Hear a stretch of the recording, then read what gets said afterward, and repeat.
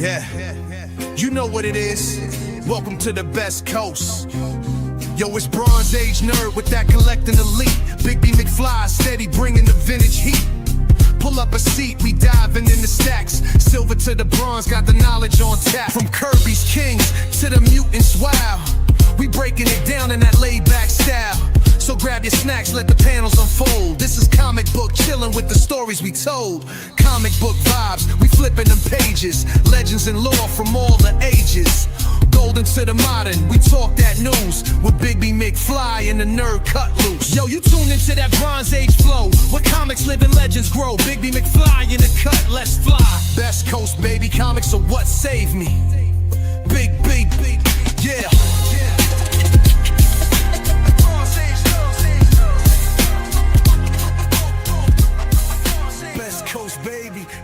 What saved me. Hey, what's up, everybody? Welcome to Best Coast Comics. We're your comic collectors over here on the Best Coast, the West Coast, coming to you live. Hopefully, enough of you got the memo about the new start time. We are starting at 8 p.m. Pacific time on Saturdays now. Works out better for everybody, I hope. Let us know what you think in the comments. I'm one of your hosts, Christopher, a.k.a. the Bronze Age Nerd, and I am joined, as always, by my esteemed co-host, Inigo Montoya. Well, I did not kill your father, so I think I'm safe. I'm Big B McFly. That's Inigo. That's another guy I met today. What's up, everybody? Let's say hello to everybody in the chat before I give you guys all the important news and notes. I guess the only one I really need to say is we are streaming on a couple different channels. We're streaming on my channel again. Hi, Bronze Age Nerd. We're streaming on Inigo Montoya's channel. That is Big B McFly, the comic guy. And we're also streaming live over on the EXP. The EXP, if you're not familiar, is a great channel with lots of great comic book content. So we're kind of co-streaming to all three channels at once. If you're not watching on the other channels or you don't know about the other channels, links are in the description below. We got Kenneth Bird taking the gold medalist position. He says hello to everyone in here tonight. Hi to the EXP. Just talking about the EXP. That's awesome. And we have GT Key Comic, who is coming in with the silver medal. The silver medal, also a very coveted medal, but it's nothing compared to the bronze place medal. Jesse comes in. Hi, guys. It's Jesse over at Folded Corner Bookstore. Hey, excited Jesse. to work with you guys. Hey, Jesse. Hope you had a good night over there. Kind of segues perfectly in an announcement. I started a new position. Absolutely. So I am working for Jesse over there at Folded Corner Bookstore over at the Three Rivers Crossing Mall in Kelso, Washington. Stop on in. We do have lots of great used books, lots of great new books, lots of great collector's items, and a selection of comic books that we're looking to expand here in the future, and a website that I'll be working on and hoping to get some more sales on. So come on in. I'm working part-time over there. Really excited about the future. And congratulations on the bronze medal. That's our most important comment medal. That is the most important. And I think it's a lot of graphic novels too. So yeah, that's true. Yeah, a lot of graphic novels and manga and all kinds of fun stuff. Preston is in the house. What's up, Preston? And we do have Richard making it to the show. We appreciate it. So yeah, talked about it earlier. I won't, beat a dead drum too much, but beat a dead horse, beat all kinds of dead things. But we are streaming at this new time, 8 p.m. Pacific time. I know it's a little later for people, but everyone was saying that they're still doing family stuff when we were streaming a couple hours ago. This works out better. Everybody was showing up like right towards the end of the show. So yeah, it made more sense. And not only that, but also you were probably, if you're on the XP, you were just watching Jen over there. She streams every other week. We'll be on after her every week that she streams, so that'll be perfect. We don't interfere with her showtime at all. Folded Corner, I don't think they've had to ship anything yet. We're looking to change that. If you want to make some purchases over at readfoldedcorner.com, hey, that'd be awesome. There's some cool stuff up there. Check out the staff picks and the best sellers. Dan Parent's saying hi to Brian. That's awesome. The famous artist Dan Parent. Are you like there with him, Richard? I mean, yeah, what the heck? That's an honor. Thanks. Hey, Richard, if you just in case you happen to be close by Dan Parent, can you remind him? Can you just tell him thank you from me for that donation he did for Heroes for Heroes? For those of you that don't know, we do charity fundraiser for veterans for Mission 22, and part of that is we get art from artists like Dan Parent, who donated some original art pages for us that we auctioned off. I think that was like 2 years ago. So I'd love to run into him again and see if he's willing to help out again. But hey, that was awesome. He did that. Thanks, Dan. Yeah, absolutely. And thanks, Richard. Hey, Max. Yo, Big B. Max, one of the one of the guests on the Sunday art stream. So Nice. good to see Max. Hopefully you can get some art into the community art segment here. We'll probably post the link for that in a bit. Yeah, absolutely. In fact, I'll get in early on that just to make sure. If you guys aren't part of our Discord server, it's a free Discord server, totally optional to join. But what we do at the end of the show is we talk about community art and we sneeze, apparently. Excuse me. Bless you. Bless you. Snuck up on me. I think there's like some, still some smoke from the wildfires here in the air. I think it's got at my nose when I went out. And I'll post that link right now so you can go join. If you have artwork that you want to share with us, we show it at the end of the show. Yeah. Dan remembered us. He remembered our beards. That's That's so awesome. nice of him. That's cool. Thank you, Dan was Dan. a really cool guy. And I've enjoyed following Dan on social media since then, especially. If you guys aren't familiar, I mean, Dan, famous Archie artist, right? A lot of good girl art. Amazing stuff. Awesome homages to with those characters. For a lot of variant covers he's done, like exclusives and stuff. The gang is in the chat. What's up, the gang? We always love having the gang. Heck yeah, this is Max. Glenda Walker's in the chat. What's up? What's up? All you watching on the vertical chat, we are streaming also in the horizontal format. If you're watching on your phone, we still welcome you here and appreciate you being here. Yeah. I'm sorry for your so much stuff going on. Oh no. What happened to our eyes? Are we like Cyclops and we have to wear optic ruby quartz visors for the rest of our lives? I mean, I'd take that trade. Yay, horizontal now. Hey, we all wish we were horizontal, don't we? Various different ways. Tat Comics in the house. Hey, Tat. Oh, because you're gonna be going on Friday to Rose City Comic Con. I haven't figured out which day I'm going yet, but it actually looks like Friday might be the day that we end up going because I'm going most likely as a family, and that might be the best way to avoid some of the lines and all that stuff. Oh, hey, fair enough. We have Adam, who's also visually impaired. Yeah, vision impaired. So welcome in. Yeah. Well, hopefully we'll say hi to Awesome Sauce later. He always hates it when we refer to comic mystery packs as blind bags. That's right. We need to call them mystery packs, not blind bags. Preston, definitely going to try to take pictures. Took a lot at SummerCon. My daughter was so excited at SummerCon to go up to like all her favorite characters that were, people were doing cosplay and stuff and get pictures with them. And I'm sure it will be no different at Rose City. Although Friday is probably not the big day for cosplay there, but yeah, Saturday's the big cosplay day. But yeah, it happens to be on her birthday weekend, so Saturday will probably be a day we do like a party or something. You guys, it's like your whole family has a birthday that month. Yep, I'm the week before. She's the week after. My dad's the same day as her. It's crazy. There you go. I saw East of West. Good deal. That's a good book. Nice, Max. Can you show me when your action figures? The action figures I have in the back. I should probably take some photos of them because they're really hard to see back there. But I can't really like easily grab my camera and pull it back there, and I'm not gonna pull all the action figures forward. Sometimes Bronze will show off an action figure or two. Maybe that's a segment we need to add. I mean, what I could do is I could, I've got some on the desk here I can show off. I could, I probably should do an update on my Instagram of like what's behind me because people always ask. But there's the symbiote Spidey. What else do I got close by? I've got J. Scott Campbell Rogue. There you go. And I've got a DD. A Kenner Wolverine. That's cool. I like that. See something a little different than just Marvel. I've got a Ultimates Lady J there. I got this guy the other day. Is that a fig pin? It's a fig pin of Rogue. Yeah. Nice. Yep. Yeah, we could. I mean, maybe we should do something like that, like an action figure themed show or something.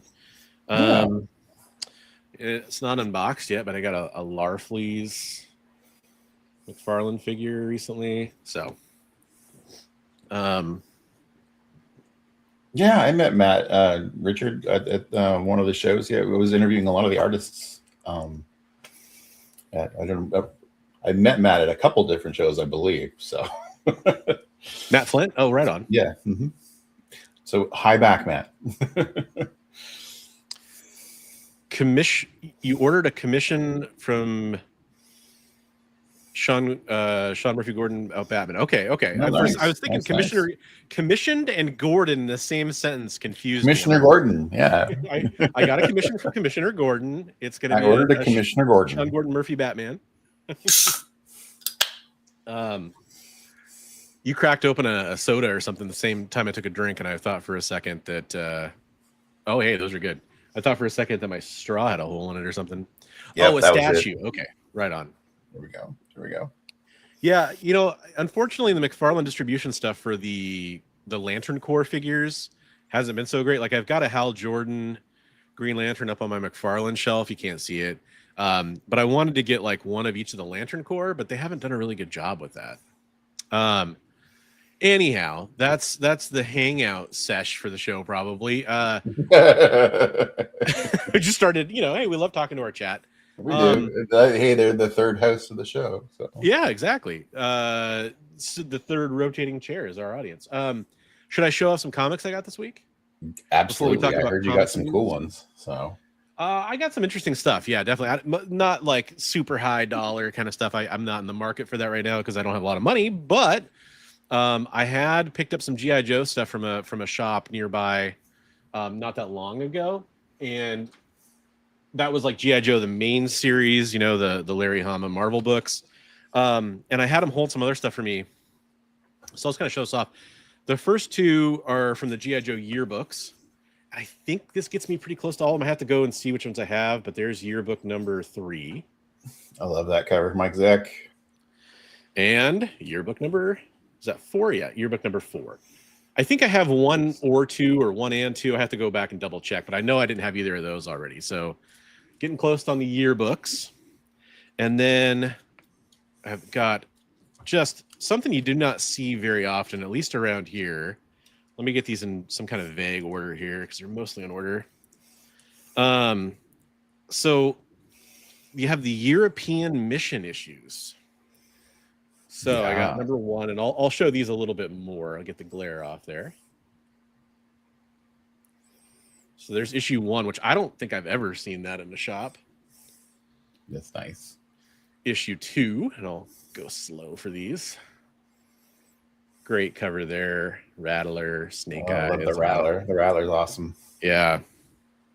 And then my favorite cover from the whole of the European mission story. This is issue 3. Oh wow, that's great, gorgeous. Try to make sure who did that. That's really good.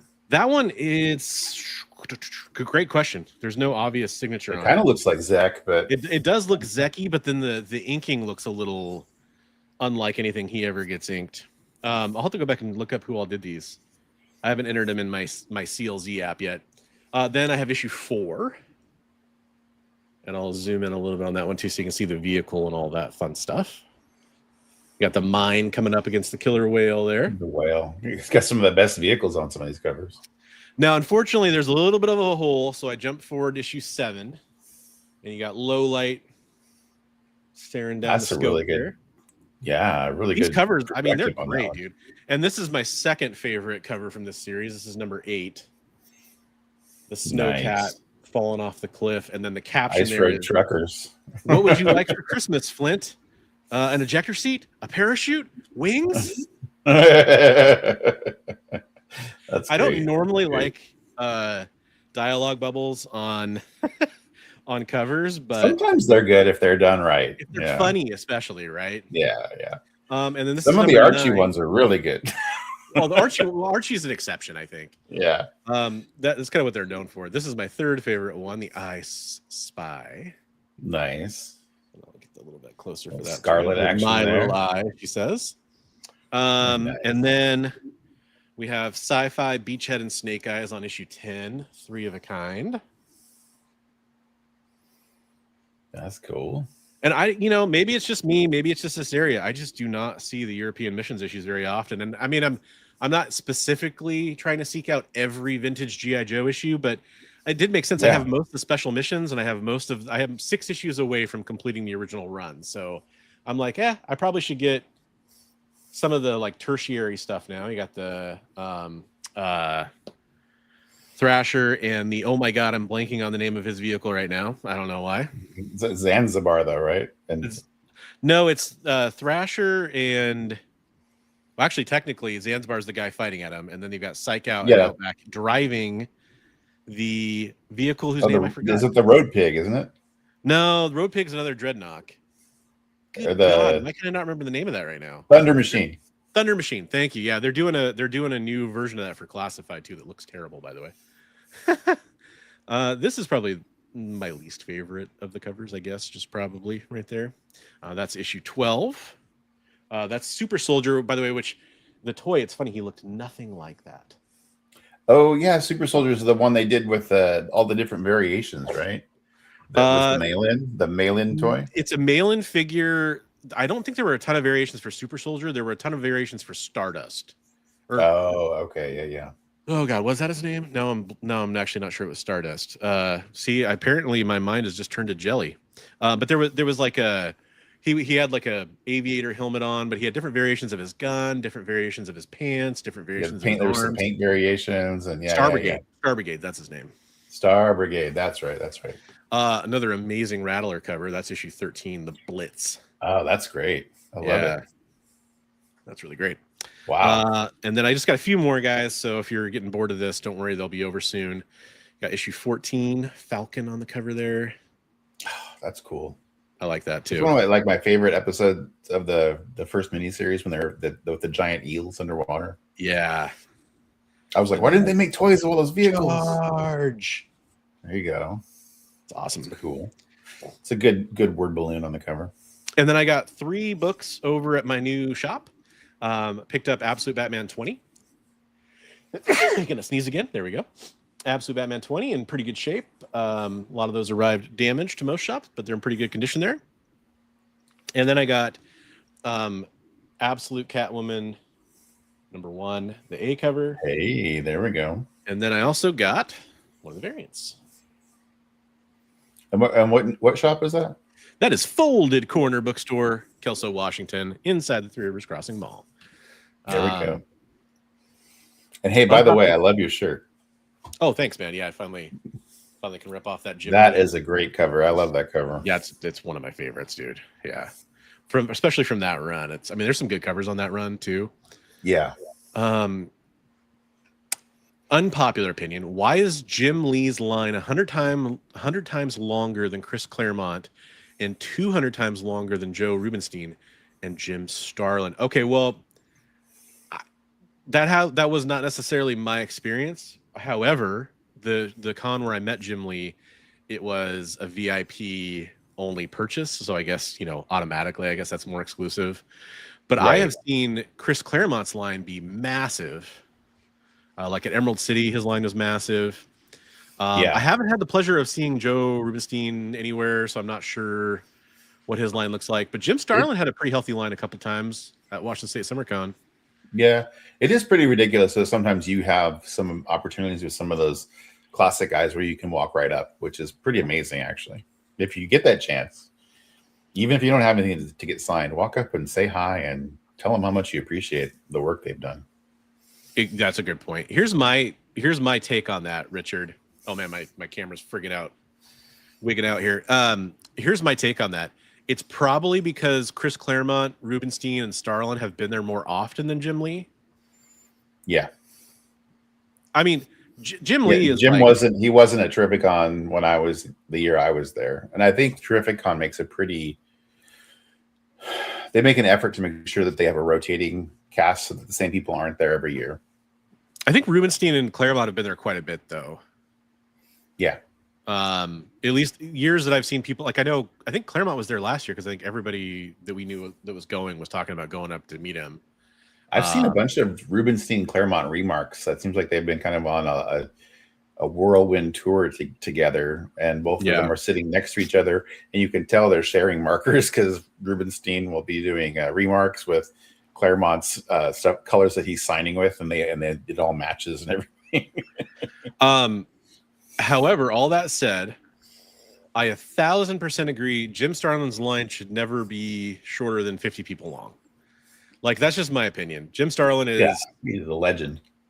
I mean, you know, and if, in fairness, all 4 of those guys are legendary in their own rights. Yeah. I mean, but I also think there's something too when you're talking about an artist, a writer, and an artist who's a writer who's also responsible for some of the best runs ever.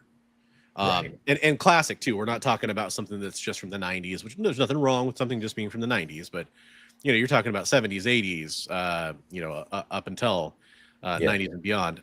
For Starlin, none of like Rubenstein and Claremont, like, you know, especially for an X-Men fan, there's a lot there. Jim Lee, there's a lot there for an X-Men fan, but also a ton for DC and, you know, all the Batman and Superman stuff. I think that really what it comes down to, though, and I hate to say this, but it's resale value. Like, a lot of people are going up to Jim Lee and they're getting stuff signed and they're selling it probably. The cost of the autographs, though, is a lot different too. So it's a lot different, but I mean, it still scales up with the aftermarket price in a lot of cases. That's true. I mean, like, I imagine, you know, Richard, you can tell us. I imagine Jim Lee's charging what, like $50 to $75 a signature, probably. I think it's more than that. Yeah.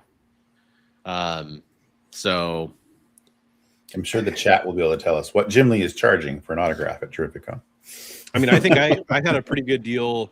I don't remember the exact price, but it was like you could get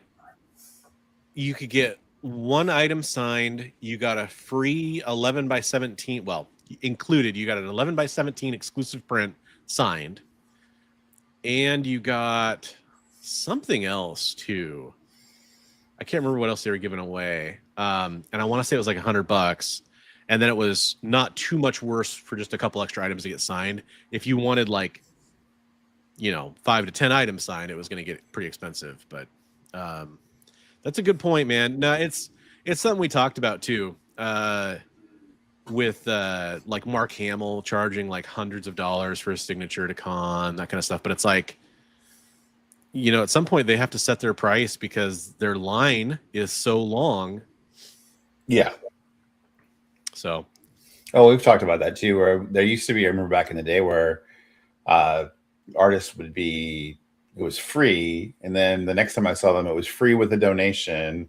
But you'd see people coming in with an entire little wagon full of stuff for them to sign, and it was ridiculous. So, I mean, I like the ones who are like, I'll sign as much stuff as you want, but I'll sign 5, and then you got to go back to the back of the line.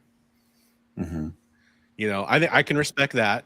And if there's no line, they'll keep signing. I think Gail Simone had kind of a policy like that when she was signing. Something similar to that anyway. A lot of writers have policies like that. A lot of artists, it's a little different. I've also heard the one where they say if it's personalized to you, it's free. But if Larry Hama is that way. Just want my signature, then it's going to cost. Yeah, Larry Hama does that.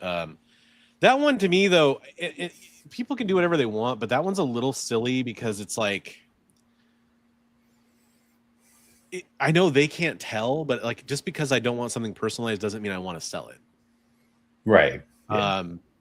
You know, I don't necessarily like to have all my signed comics looking different than on my other, like most signed comics, it's just their signature, right? But I do have Larry Hama, had him personalize some because I'm like, well, I'm never getting rid of it. It's fine, you know. So yeah, it's okay, but it is a little weird, you know. And then if you pass away, then your family has to find somebody with the same name as you to sell to. Yeah, there you go. But hopefully they'll never want to do that too. But they probably will. You know, I was just thinking that, like, am I going to be that turned off if I find a book that's like signed by Jack Kirby, but it says like to Joe on it? I'm not going to. It's still going to be signed by Jack Kirby. You know. Yeah, but there is something about it. It's like, it's like order of priority, right? Like I'd rather have it signed. Secondly, I'd rather have it signed made out to me, and then third, I'd rather have it signed made out to somebody else, right? Like Right, but some of those guys, they're not signing anything else. So exactly. it's like, Yeah, I mean, I at some point you just hope what you can get. But I mean, then again, most stuff by Jack Kirby, most stuff by Ditko, or and a lot of stuff by Stan Lee, even it would be signed on the inside anyway. So that right. makes So if sense you got it graded, it necessarily. would just say verified signature on the inside. Yeah. Yeah, I probably still would if I had a good enough opportunity and it was somebody who's no longer with us, but I probably wouldn't if it was somebody who's still signing. Right, right. I mean, it depends. I don't have a ton of news this week, but I have a few things. Is there anything else you want to discuss, or should we get our news on? Well, I was going to say I got some books this week, but I can only talk about them. But I got a nice big batch of the Wonder Woman, the covers by Brian Boland. His whole run from a gentleman kind of out in the boonies, but he had a great deal on them. He said that his grandfather started collecting comics and passed away, and these were the books he got. And it was the whole Boland run, and then a few of the Adam Hughes books. So and I will say, Bigby stopped by a couple hours ago to show off this stuff, and it was so cool seeing all those together. Yeah, it was nice. It was a nice run, yeah. And they were never even bagged or anything. They were just, I couldn't believe that. Then they were just perfect. He's like, oh, we just kept them in a nice stack. So yeah, really neat. Oh, that's cool. Tat says, Brian. Wait, do you mean Brian Michael Bendis? Michael BB? Or is that somebody else? Ask people to do that when they have a lot of books. And what am I going to do with To Bob, my number one fan? Well, if it's a Century book. Yeah, there you go. Or change your name to Bob. Yeah. It took me a few years to get a signature from Walter Simonson on a hardcover Ragnarok. Lines were always too long until I lucked out one year. If you go to Terrificon, there is a restaurant that Walt has breakfast at every morning. And if you buy him breakfast, he will sit with you and probably sign your books. I'd just be like, and Walt, if you could just sketch a Thor on the back of this napkin for me. It was cool when we were there. We had breakfast with Walt every single day, and then on the way out on the last day, there was Walt eating a bagel, and I'm like, hey, you mind if I take a short little video? I go, one more breakfast with Walt. In my experience, Tat, Brian Michael Bendis is one of the nicest guys. He was extremely generous and kind. So cool. Every time I've ever talked to him. And I need to take him up on his offer to do some more stuff for Heroes, but I just haven't figured out when we're doing that this year at Baltimore. Cool. Nice. Cool. So you're an East Coast guy, right, Phil? I never remembered exactly. Is that kind of your stomping ground? Okay, so you got the Boland Wonder Woman stuff. It's just some fantastic covers in that run. Yeah, they were amazing. And then I went over and hung out with a friend and Comics Limited, Travis, friend of the channel. He thinned out his collection and got a great deal on some other books from Travis. So thank you, Travis. He was just like, oh, I need some space. And, I don't need to have every single cover of all of these books. So I've just kept the A cover, and all of the variants and everything else are just, here you go. So yeah, picked all of those up from him for a great deal. So thank you, Trav. That was a ton of stuff, man. I was pretty surprised with that. Yeah, some cool stuff, some neat G.I. Joe stuff that I was really happy to get, that I had wanted to get when it came out that I missed. So it was pretty cool. There was some like that Rose Bash. There was some amazing covers in there, dude. Right. Not just that one, but there was and there was a first appearance of Livewire that we both were like, that was very cool. Tat, is your uncle really Randy Emberlin, or are you using that like in the familiar sense? If so, tell Randy I said hi. He's the first big comic creator I ever had on my channel as an interview. So he's also a very Randy was really cool also for Heroes. Yeah, he's been helpful doing like signed prints pretty much just about every year we did it, or I had some left over for one year and I didn't even have to ask him, but he was So he's like my uncle. Okay, just making sure. Okay. No, he's you can every Northwest show you can pretty much count on seeing Randy there and his lovely wife. Yeah. Okay. So you got some variants of that. You also got any other fun stuff? What did I forget? What did I get that I forgot? I actually meant like there was probably something you didn't have with you that you probably got that you wanted to show off. Or No, I didn't. I didn't really pick up anything else this week. I was trying to coordinate with some people who are buying some stuff for me. So yeah, that's been hit or miss.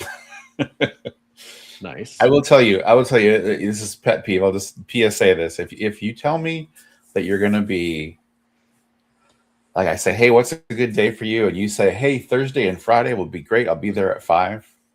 That's cool. But you can also say, hey, I can't be there this week. I'll be okay with that. But don't tell me Thursday and Friday I'll be there at 5 and then text me at 4:30 and say you can't make it. That's pretty crummy. I have other things I could be doing, other stuff I could be going out to pick up and talk to people and stuff. Don't bail at half an hour before you're supposed to be there. I can totally relate to that. Yeah. Should we hit that news drop? We should be, but we'll have to do that thing. Yeah, I mean, we got to make our little wardrobe change. We'll be back in just a couple seconds.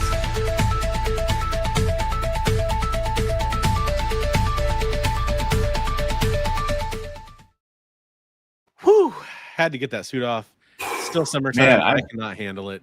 Getting over there and getting that suit on and then taking it off with my hip being the way it is. Whew, it's really hard. I'm sorry about that, man.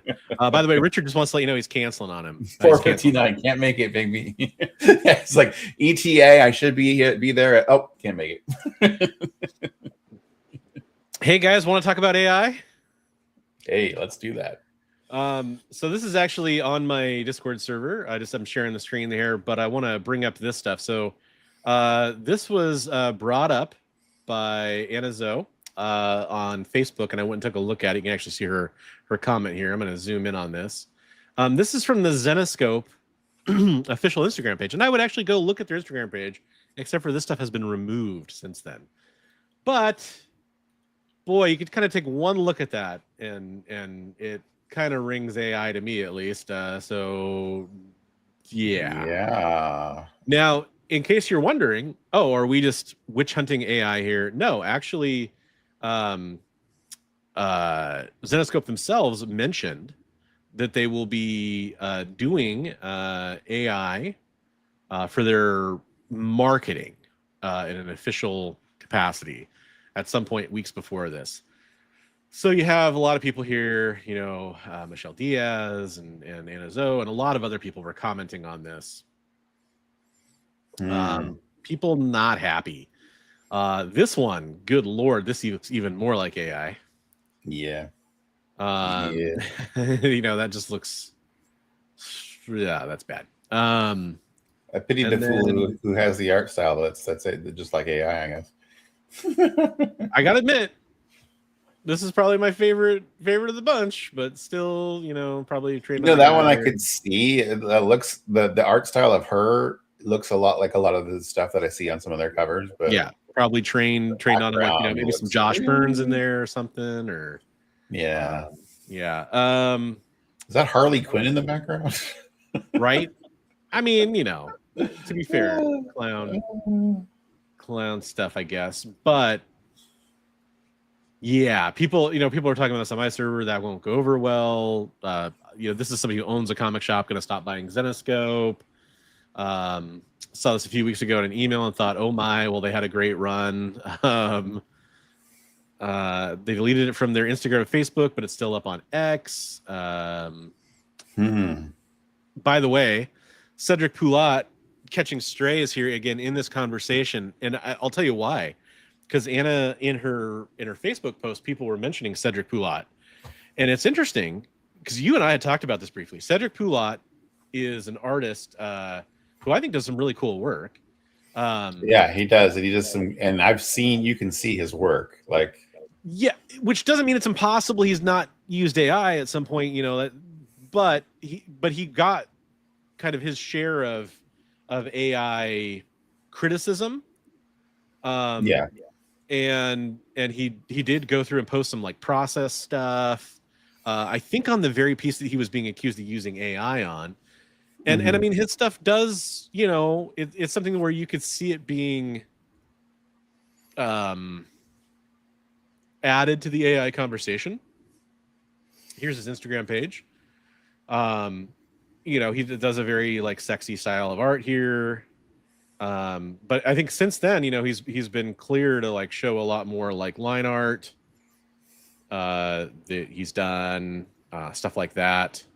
But you know, hey, this, by the way, some spicy stuff, folks. We occasionally show off some spicy There's stuff. a little NSFW every once in a while. Yeah. But I mean, it's you know, technically it's nothing worse than you'd see in a comic shop for the most part. Right. But you know, and he wasn't posting stuff like this before, but you can see like, you know, some of his actual traditional line art or early, you know, sketches and stuff like that. Now, probably having to post a little bit more of that than he really ever wanted to because of some of those accusations. So You get some strays flying around in the chat right now. he just wants to go nuts on it, man. Like, you know what? Send me the stuff, man, and that's fine too. But at the same time, like most artists are using references of some kind. Right. Some artists are tracing. It's out there. Yeah. It's Yeah, not. well, I mean, and that hasn't the same stopped as AI. in the past. I mean, there's been some very successful Marvel artists that do that. Yeah, Greg Land. Yeah. In fact, still getting work, and still some of his books still demanding a lot of money. Yet, so citation needed on super AI figure. Ball's in your court, buddy. I don't mean that like completely facetiously. You can prove it to me, but let's see it, man. Because again, it kind of gets into that witch hunt mentality to a certain extent. But it's interesting. Yeah. It's funny how much it came up in the conversation when people are just talking about Zenoscope. Yeah. But, I mean, as time goes by, we're going to get more and more of that, and AI is going to get better and better at looking less AI. It's going to get that's true. It's going to get really. The waters are going to get murky. Yeah. Yeah. Yeah. This was kind of interesting too. This is a much smaller thing, but I like stories like this. So this is, I don't know, is that Twitter or Facebook? I could try to recognize where that came. Oh, that's Threads, I think. Because this is just a screenshot somebody posted on our server. So Tony Moore says, so apparently the original cover art for Walking Dead issue 15 sold at auction last night for $75,000. That is absolutely wild to me. Doesn't really benefit me, but I can't pretend it's not hugely personally validating. That's cool. Yeah, that's awesome. Yeah. I mean, it's got to be really, validating as an artist to a lot of these guys that see their art go for so much. I bet they're wishing that they still had some of it to sell for themselves, but right. Hey, check the private chat real fast. Check it.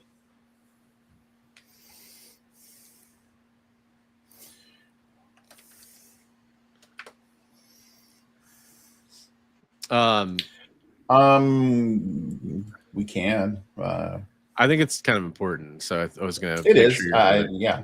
Go ahead. First, before we get to the thing we're just going to talk about, this is another casting rumor thing, which matters a lot to me because it's my favorite character. Dude. Kit Connor eyed for Cyclops role doing Marvel Studios pick. This is Justin Kroll coming to us from Deadline. However, last I saw, this was not confirmed. Marvel and reps for Connor could not be reached for comment on the casting. However, same thing when I posted the Variety Samara Weaving article last week. That was Variety. This is Deadline. They're not really big like rumor mongers usually historically, right? When it comes to casting stuff. So they must have some source that they're willing to stick their neck out for this, or this is a new trend where they're willing to talk about rumors. So I don't normally discuss rumors, but these are from sources I usually trust when it comes to this stuff, and they're admitting it's not commented on by Marvel or the actors reps. Still, Kit Connor for Cyclops. I am not familiar with his work. I don't know his game. I don't either. Like, does it say what he's been in? I looked it up earlier. Now I've forgotten at this point because that was a few days ago. It didn't seem like much I'd really ever seen. Let me who? Who?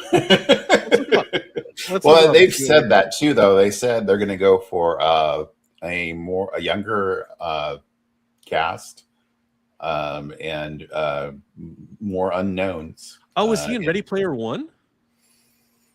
Okay, as who? Okay, so I was just looking at some more pictures of him. Let's go to his IMDb. Because the other Cyclops was in Ready Player One. Oh, the other guy, right? As an actor, Heartstopper Forever, Warfare, Heartstopper, that's TV. Wild Robot as a voice. His Dark Materials as a voice. Oliver Twist, voice actor for Plague Tale Requiem, which is a pretty good game. Xenoblade Chronicles, Little Joe, older Reggie and Rocket Man. I don't remember him in Rocket Man. Yeah, Reb Kid in Ready Player One. Interesting. Okay. But he was much younger then.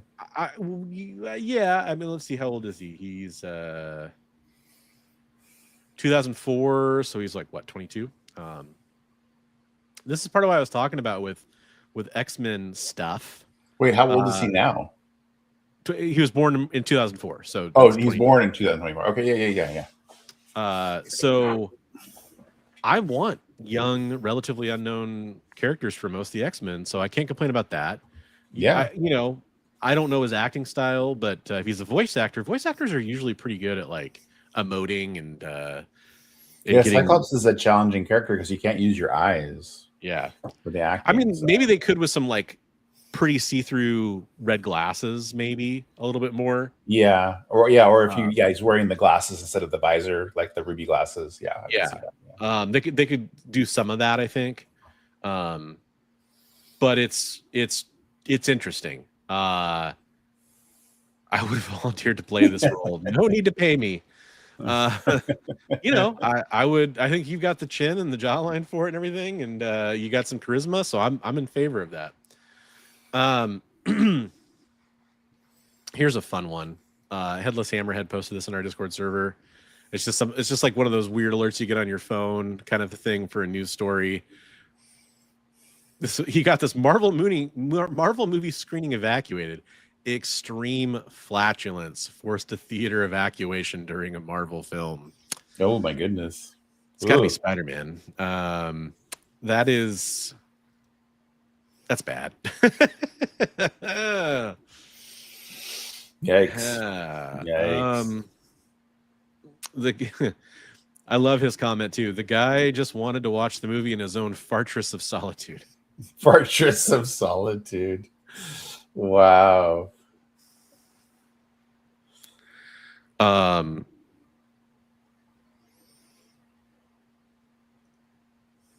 reading through your comments here.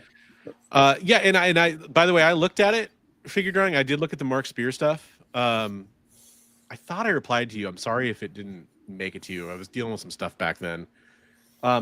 I saw some interesting stuff in it, but I didn't really see enough that like screamed to me. But I mean, there's something to be said there for, but it was also not comic work we were talking about. So, but he says zapped. You mean took it down? That was like commercial art, right? It was like a Mickey Mantle drawing or something, I want to say, that he was doing before he was doing comic art, or at least before he broke big. But yeah, I definitely checked it out. But yeah, Okay. I mean, you know, here, I'll be honest with you. Figure this comment right here. I've seen his evolution. If one looked at his DeviantArt before he zapped it, you can see the stark improvement. I mean, that's trust me, bro, is what you're saying. But I would like to see it for sure. So yeah, I mean, yeah. There's a lot of tools now that people are using too that some people consider cheating and some people consider them just tools where they can do a rendered background and use that as a reference. And you can, if you're not a great background artist, you can move that background to the angle you need and trace it for your backgrounds and stuff. Yeah. You know. So I'm not ready to pass judgment on one way or the other. But the ones I have the biggest problem with, to me, the ones that it's like they deserve to be shown in the public eye as this, you know, not passing the certain kind of standard, are the ones who can't draw, and that's all they're doing. Yeah. If you can't I've seen a lot of that. I'm watching a lot of videos where people are doing commissions and they'll say like, they'll show like kind of a stick figure and be like, here's my pre-work before I started doing it on the tablet, you know, and it's like, no, that doesn't even. Yeah.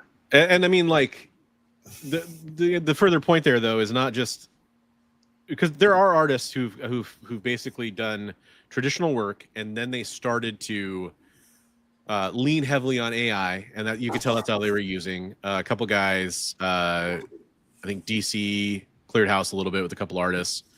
For example, where that was clearly going on. I've talked about that in the past.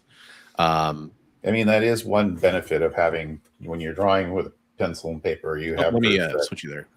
You have proof that you are drawing with pencil and paper. Yeah, but it's this weird thing that happens, and here's what I don't like about it: is if you're not doing traditional art, everyone acts like the barrier is like you have to prove everything. Then, yeah, no, but and you know, I will say I want to start using tablet and everything because it's going to speed me up. I mean, a lot of my stuff when I'm done with it is basically inked. It's slow to go back over and ink it again. Well, if I'm using a tablet, I can just be drawing in black and white like ink, you know? Yeah. And look, I personally feel like traditional art is amazing. And it's my preference almost like 9 times out of 10. There's some stuff that happens digitally that just doesn't happen physically, and a lot of it comes to do with like, you know,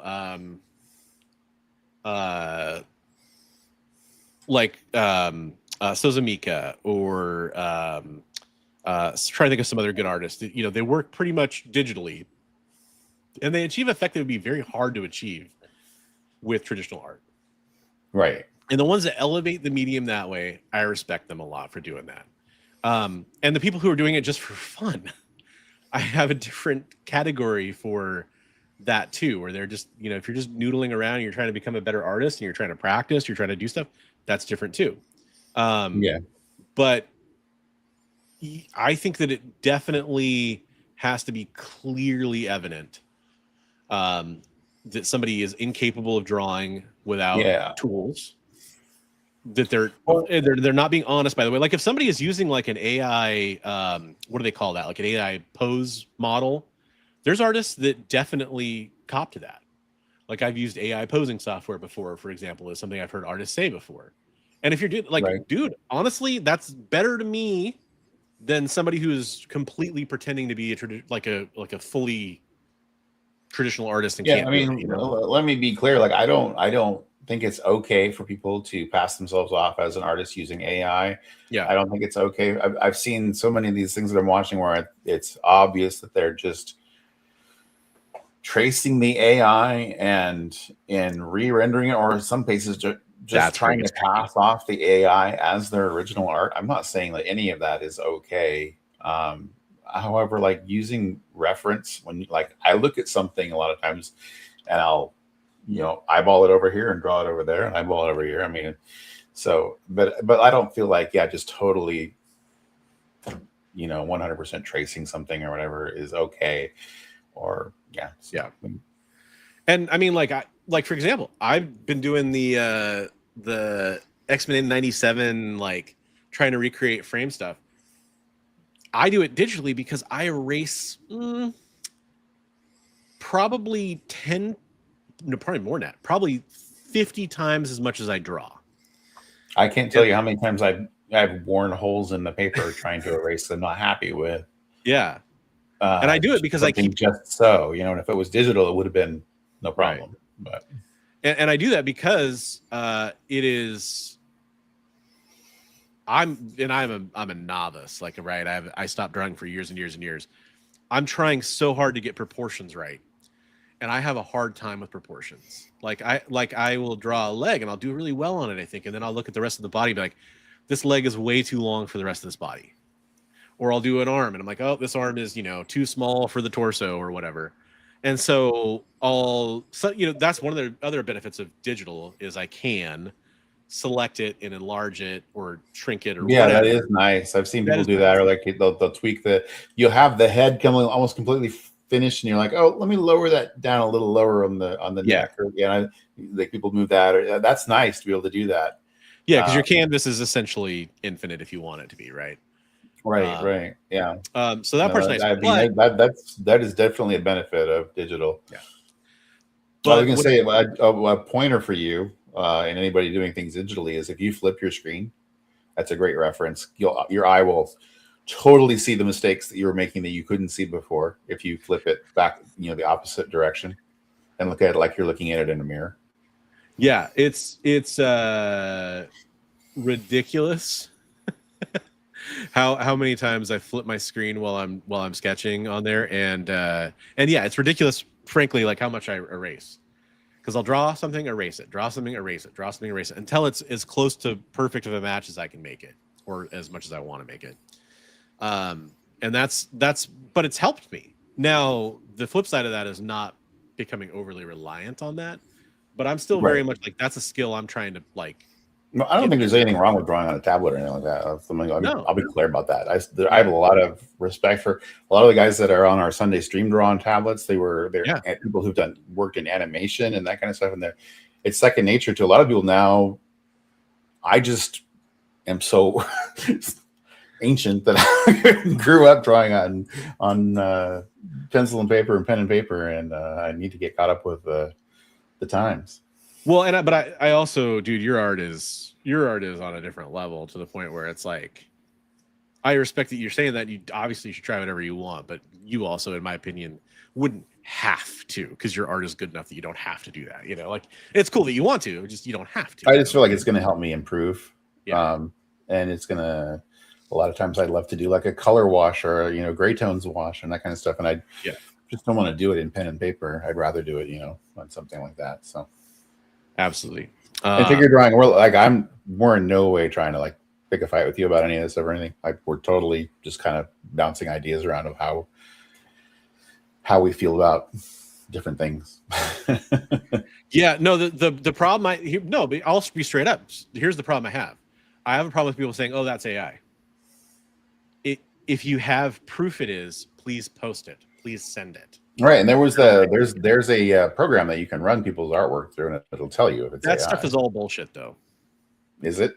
Oh yeah, okay. Because you will see there are videos clearly showing how people have fuzzed their artwork enough to fake it. So there's videos of people taking something, generating it with AI, the process they go through to change that so that it'll pass through the filter. And other way around, real artwork that shows up as hitting as AI. Zerdy, was it Zerdy? I think it was Zerdy posted a really cool one where it's like some piece he drew like 15 years ago, and he showed how it popped up as testing positive for AI. That's funny. I know, there was a while back where there was a guy that was swiping people, and we were trying to run his art through like I remember that Google Lens and stuff to identify whose art he had swiped, and it popped up with some people. I'm like, that's not the right artist. And also, I started running my stuff through, and it's like this is a classic piece by Sal Buscema, drawn in 1979. Estimated value of this piece would be about $3,000. And I'm like, B word, I drew that last week. That's funny. Yeah, it's one of those things where the problem is that what it comes down to is I think the people like that should be called out, but I also think that my barrier for proof is pretty high, and until it's proven, the onus is on people to prove that it was fake. I was trying to find. I mean, I've talked about it before. There's Thank you, Milton. Wish I could find my video about it. That'd be cool. Milton asked if my first medium was papyrus or cave walls. Well, which was it? It was definitely cave walls. It was cave walls. That's funny. But I've talked about it before. You know, but my barrier for proof is pretty high, I guess, is what I'll say. And if you can prove it, then we talk about it, man. Yeah, I mean, you feel for like that seems like it'd be a good chat section for the totally for the Discord, like AI or not AI, people can show pictures and discuss, and yes, that would be cool. I wish I could find this video of mine. That'd be cool. So let's see. Anybody in chat have any other news that they wanted to bring up? Because I got one other big one. And while we're bringing that up, I'll definitely make sure to keep looking for this video because I want to post a link to it. But this one is from Bleeding Cool. We got a Rich Johnson article, as 99% of stuff on Bleeding Cool usually is. Dark Horse demands editors quit union, join management, or take pay cut. Summarizing the article, Dark Horse Workers United says senior editors were told to join management or face demotion and a major pay cut. The union alleges Dark Horse is redefining. I'm actually going to increase the font size so you guys can follow along better there. I hope that's better. The union alleges Dark Horse is redefining senior editor roles to strip union eligibility before contract talks begin.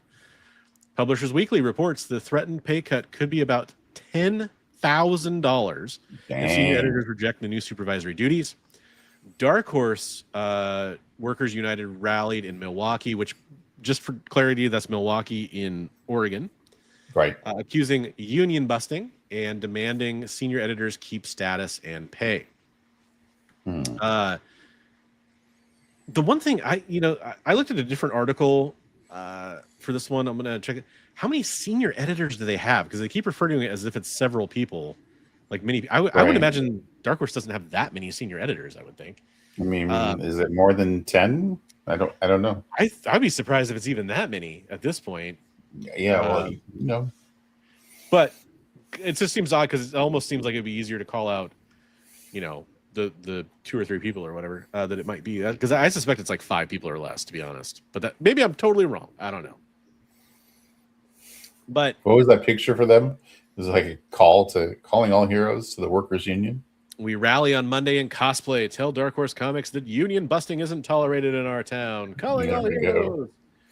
Dark Horse Workers United. It's interesting, man. This whole thing.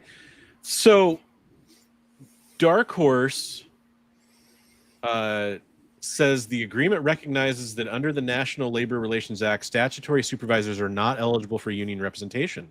We remain committed to working together in good faith throughout the collective bargaining process. I'm curious about that because Dark Horse, we talked about this, what was it, like a month ago or whatever, I think. And Dark Horse, was like, hey, we want to work with the union, which was kind of surprising to me. Like they kind of came out and were like, yeah.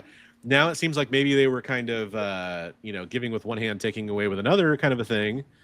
But I wonder if any, Richardson was just ousted. I wonder if that has anything to do with their change of that was after the union stuff was after he left, though. or shouldn't say left after he was forced out. But it does make me wonder, are they right about this? Like, I don't know enough about national, union labor law, but the National Labor Relations Act says statutory supervisors are not eligible for union representation.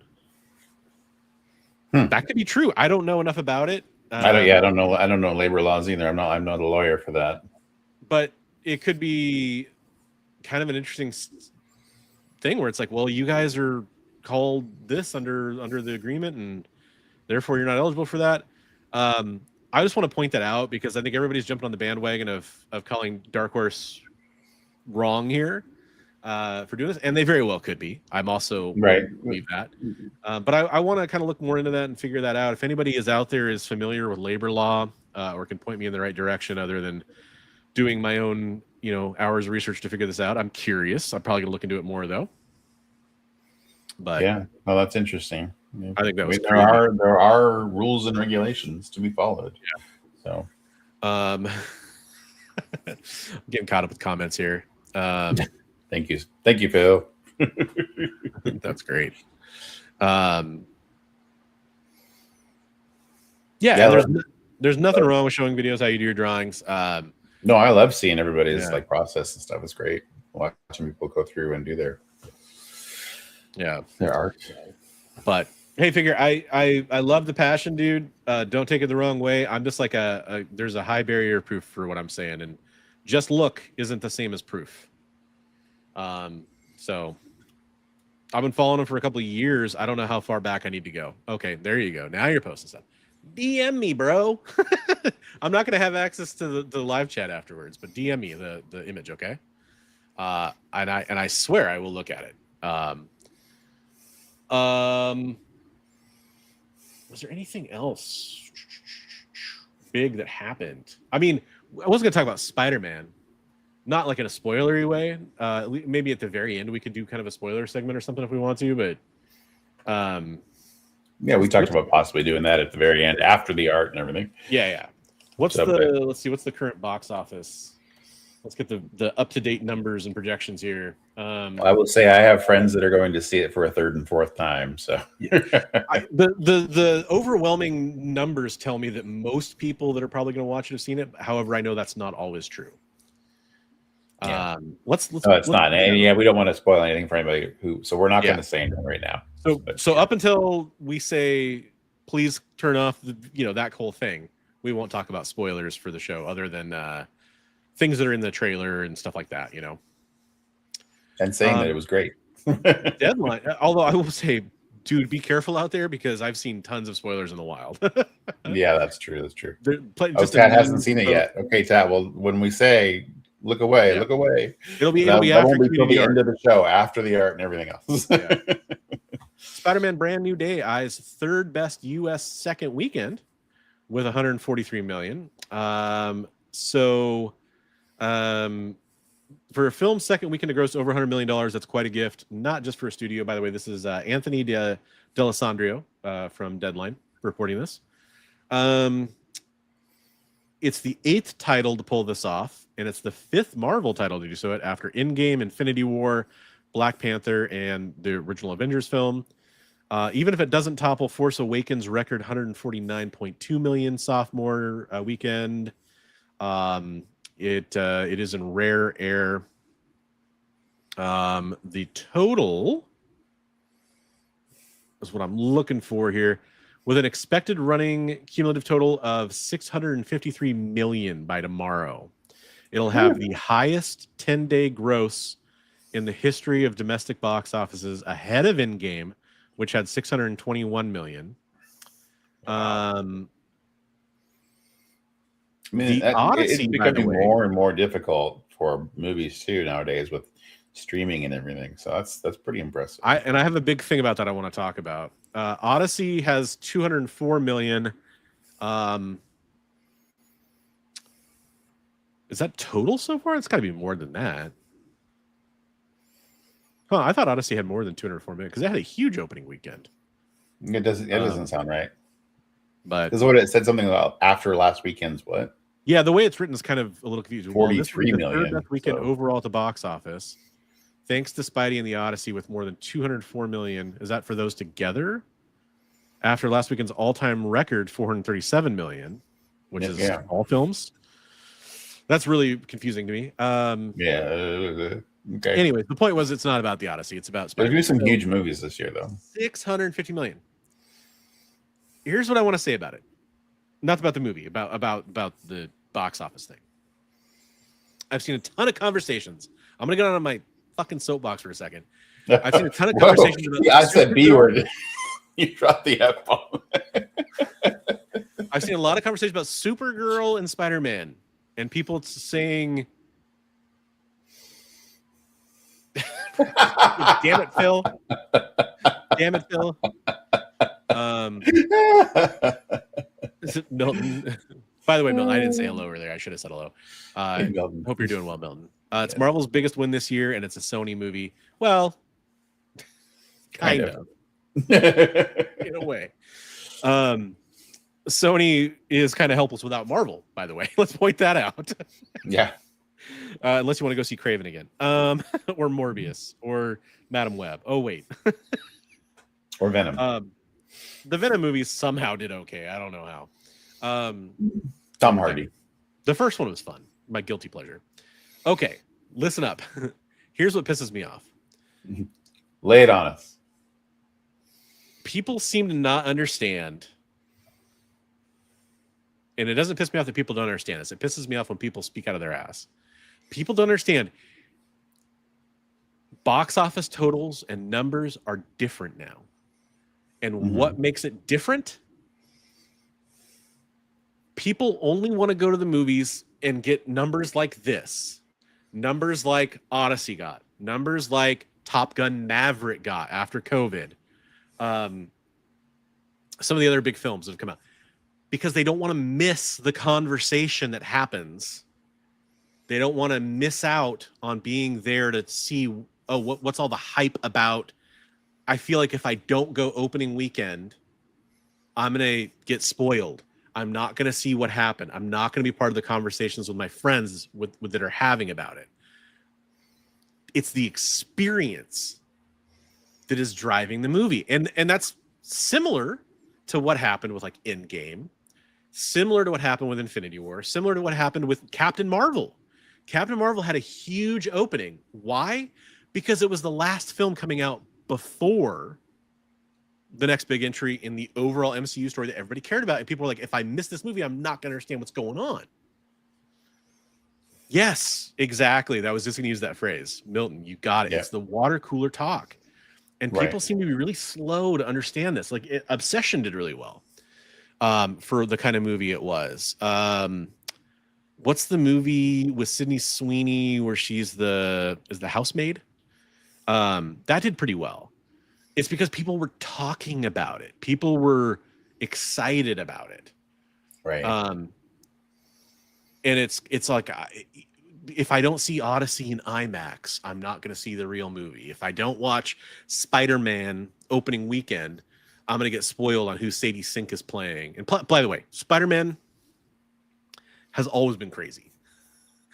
I remember I worked for Regal Cinemas as a projectionist and a manager when the first Spider-Man Tobey Maguire film came out, and when the second and third came out, and I think I was gone by the time Amazing Spider-Man with Andrew Garfield came out. But Spider-Man 2, I remember working at a multiplex 11-screen theater. We started out the day planning on showing it on I think it was 4 screens in 4 houses, and we ended up showing it on 6, and they were all sold out all day long. Other theaters in the same city were flexing Spider-Man to different screens. It's always been this way with Spider-Man. If anybody has a doubt on who the most popular comic book character is for the big screen, especially after this last week and a half, sorry, it's Spider-Man. The only person I need some clarification from you, though. I don't understand what it is that pisses you off about it. People are saying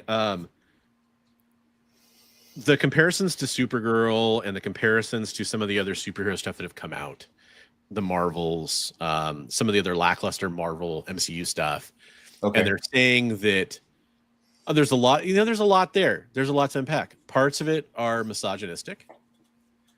Parts of it are DC versus Marvel plays into some of it. James Gunn shouldn't be, they should bring back Snyder because James Gunn can't hack it. Here's the problem. You made a movie, for DC, you made Superman, and Superman was a good movie, but it wasn't like a world-breaking movie, right? Like it didn't have a great box office run. And what's the next movie? Supergirl.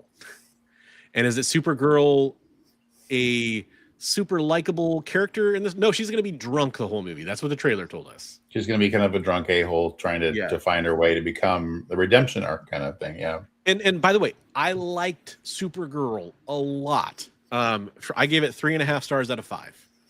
And I enjoyed it. I mean, I heard that a lot of people complain about the cinematography, the colors, and a lot of that kind of stuff. But I mean, that to me is the most salient argument against Supergirl is you took a really colorful really colorful story, and you took it and made it pretty drab looking. I can agree with that. Yeah. But those are some of the arguments. But the problem is for the most part a marketing one. It's a timing one. You have this new DC, cinematic franchise. Could have made the argument we should have seen Batman. We should have seen, Wonder Woman first. We probably should have seen. Absolutely. I mean, more the Trinity. Yeah. Superman, Batman, Wonder Woman. Yeah. Maybe not try to shoehorn Lobo into this film or give him his own film, or Aquaman or Flash, or do a Justice League film or something. There's lots of other stuff you could tell. Part of it is the pacing thing, but it's like you can't follow up. Here's Superman, and it didn't do that great. And it's a big, bright, colorful superhero story by James Gunn. And here's Supergirl. It's a slower, smaller, even though it's cosmic, it's still somehow smaller than like the stakes of the Superman film, because it's basically about saving one kid, kind of. I will say though, like the way they're going about the DC stuff, I got to give them credit that it's different. The way, like, you're doing Lanterns, which is going to be integrated into the show. Peacemaker is part of the universe. Yeah, they're saying Blue Beetle is now too. Everything okay? So apples falling off my tree, but one of them bounced off my window. That's kind of weird. Oh no! Almost like somebody threw one at my window. That's kind of weird. Maybe you're being wooed by a teenage girl or something. I don't know. But anyway, you got a boombox out. Right. That's right. I was gonna say, anyway, I really got to give them credit for going about it a different way, and I think it's interesting. I'm excited for Lanterns and all of the stuff coming out. Yeah, and that's part of my feeling on this too, is that as far as overall storytelling goes, to say that Supergirl sucked to me is a really big misrepresentation of what that movie was. And there are plenty of people saying that. Yeah, it sucked at the box office, but those are the reasons why, in my opinion. Right. Combine that with the fact that there is a large pack of, this is a very broad label. Sorry, it's going to piss somebody off. Snyder Bros that want it to be bad. There's a group of people like that for sure. They were all plainly talking about it online. And seeing them all celebrate and be like, see, that's what you get when you make a good Spider-Man. Look, it's not a real, there's a lot of people that are going to end up watching Supergirl on streaming and are going to end up saying like, actually that was a pretty good movie. You're going to see posts over the next couple of years like, I saw Supergirl. I don't understand what all the fuss was about. Right. Yeah. Just like a lot of superhero films that came out and have been pretty good. So that's happened to me a lot of times where I hear a negative review of a movie and then I don't see it because of those reviews of the movie, and then I end up watching it later and I go, why was everyone so harsh on this? So yeah. Hey Barbarian, what's up? How you doing? Barbarian. And then I will go so far as to say, and I won't get into spoiler reasons why. I will go so far as to say that Spider-Man Brand New Day is not the best Spider-Man film. I don't think it's the best Tom Holland Spider-Man film. So that's my opinion on that. You don't think the biggest gross? Tom Holland is the best Spider-Man? No, I think Tom Holland is a fantastic Spider-Man. I actually think Andrew Garfield might have been a better Spider-Man. I mean, yeah. Wow. That's an interesting debate. Dude, I'm here. What I'm saying is send it to me. I'm not gonna like hash it out on a live stream. That's what I'm saying, Figure. I'm not saying that I won't listen to it. I'm saying I want you to let's talk about it, and then I'll come here like, oh hey, look what I got sent. That's what I'm saying. That sounds good. That's a good way to do it. But yeah, with Andrew Garfield versus Tom Holland. I mean, obviously now Tom Holland has had many more chances to portray the character. Right. And I think he got saddled with a terrible script for. I mean, Amazing Spider-Man 2 is probably one of the worst Spider-Man films. Which, by the way, even the bad ones are still pretty decent of the main blockbuster. You know, of the theatrical release Spider-Man films. One of the worst ones. However, he's still good in it as Spider-Man. Yeah, that's what Yeah. I think. Yeah, there are people who try to make the best of a bad script. Yeah, that's true. I think that Tom Holland is probably the best Peter Parker. Yeah, I would say that. Yeah, we had this discussion at work, and I'm like, I have not seen a bad Tom Holland Spider-Man. I can't say the same for the other two guys. Yeah, well, but again, you know, if you're going to take everything package, you know, it has to be the writing, the directing, the CGI, the villains. That to me isn't fair to the actor who's portraying Spider-Man because there's right. Yeah, no, I absolutely understand what you're trying to say. Yeah, I mean, yeah, I could see. But the quips, then I would say probably I've enjoyed all three actors playing Spider-Man 100%. Equally, probably. That's what made No Way Home so good, is getting to see all three and their strengths. Yeah. Like I think that Tobey Maguire did a great job. He's a great actor. Probably not my favorite Spider-Man, just because he's really close, but he doesn't quite fire on all cylinders at any point for me. But Andrew Garfield, I think, gets a really bad shake because he was fantastic as Spider-Man.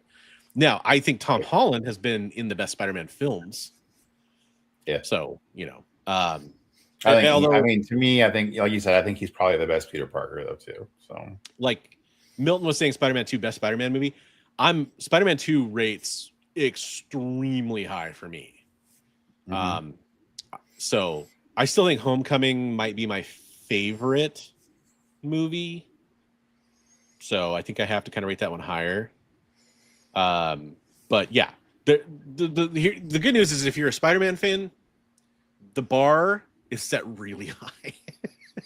yeah, that's true. That's true. The worst Spider-Man movie is still better than the average Batman movie. That'll probably be a controversial statement. That'll probably be a controversial statement. Well, you got to remember Batman Forever. You got to remember Dark Knight Rises. You got to remember Batman and Robin. You got to remember even Batman Begins, which is a fantastic film, but it's still no The Dark Knight. I mean, really, you got The Dark Knight. You have Batman '89, the original Michael Keaton. Batman Returns is really good. And then you have The Batman, which I'm still kind of undecided on. Like, I really want to see another film in that series. I enjoyed it. I thought it was really good. Yeah, it was good, but I don't know if it was better than Amazing Spider-Man 1. Right. Yeah. No, I mean, it was a really cool take on Batman, though. Yeah.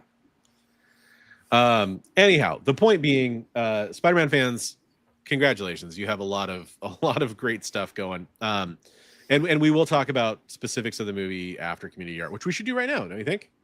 I think that's probably a good idea. Because then we could talk about the film in full. So I'm gonna play. You know what? Actually, because of time reasons, I'm just gonna go right to the community art. Okay.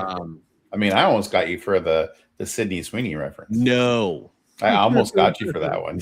No. You said not Sydney doing Sweeney. Not doing it. Oh, but Sydney hasn't gotten any love in I'm so trying. long. I'm trying to keep the show to a certain time constraint here. Okay, so let's look at community art, folks. I gave you the link to the Discord server earlier.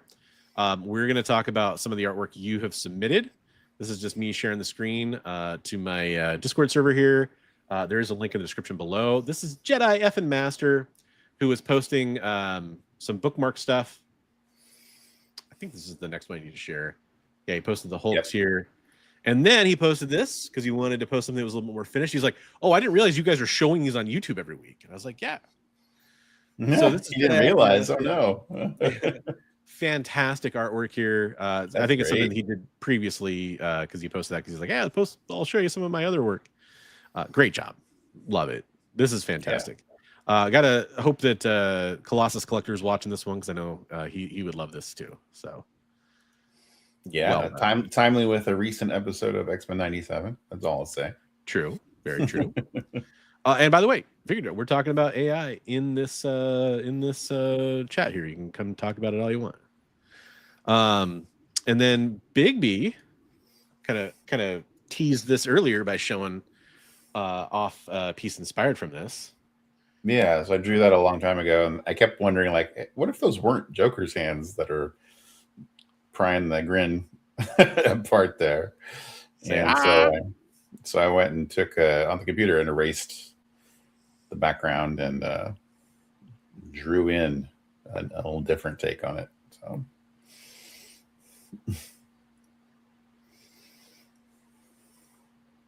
that's cool.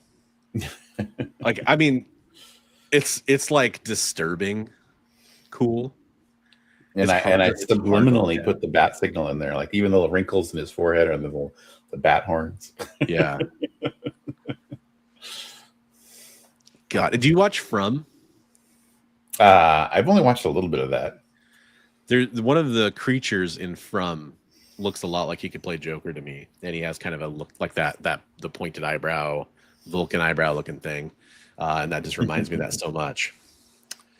Man, good job, dude. That's ridiculously good. And then did you post something, or like, is there an update on this one? Because you've been working on it still, right? I haven't done any more work on it yet. Okay. Yeah, there's going to be more, but yeah, I haven't done any more work on it yet. Here's some more of Jedi Effin' Master's work. I'm going to zoom in to kind of give everybody their due here.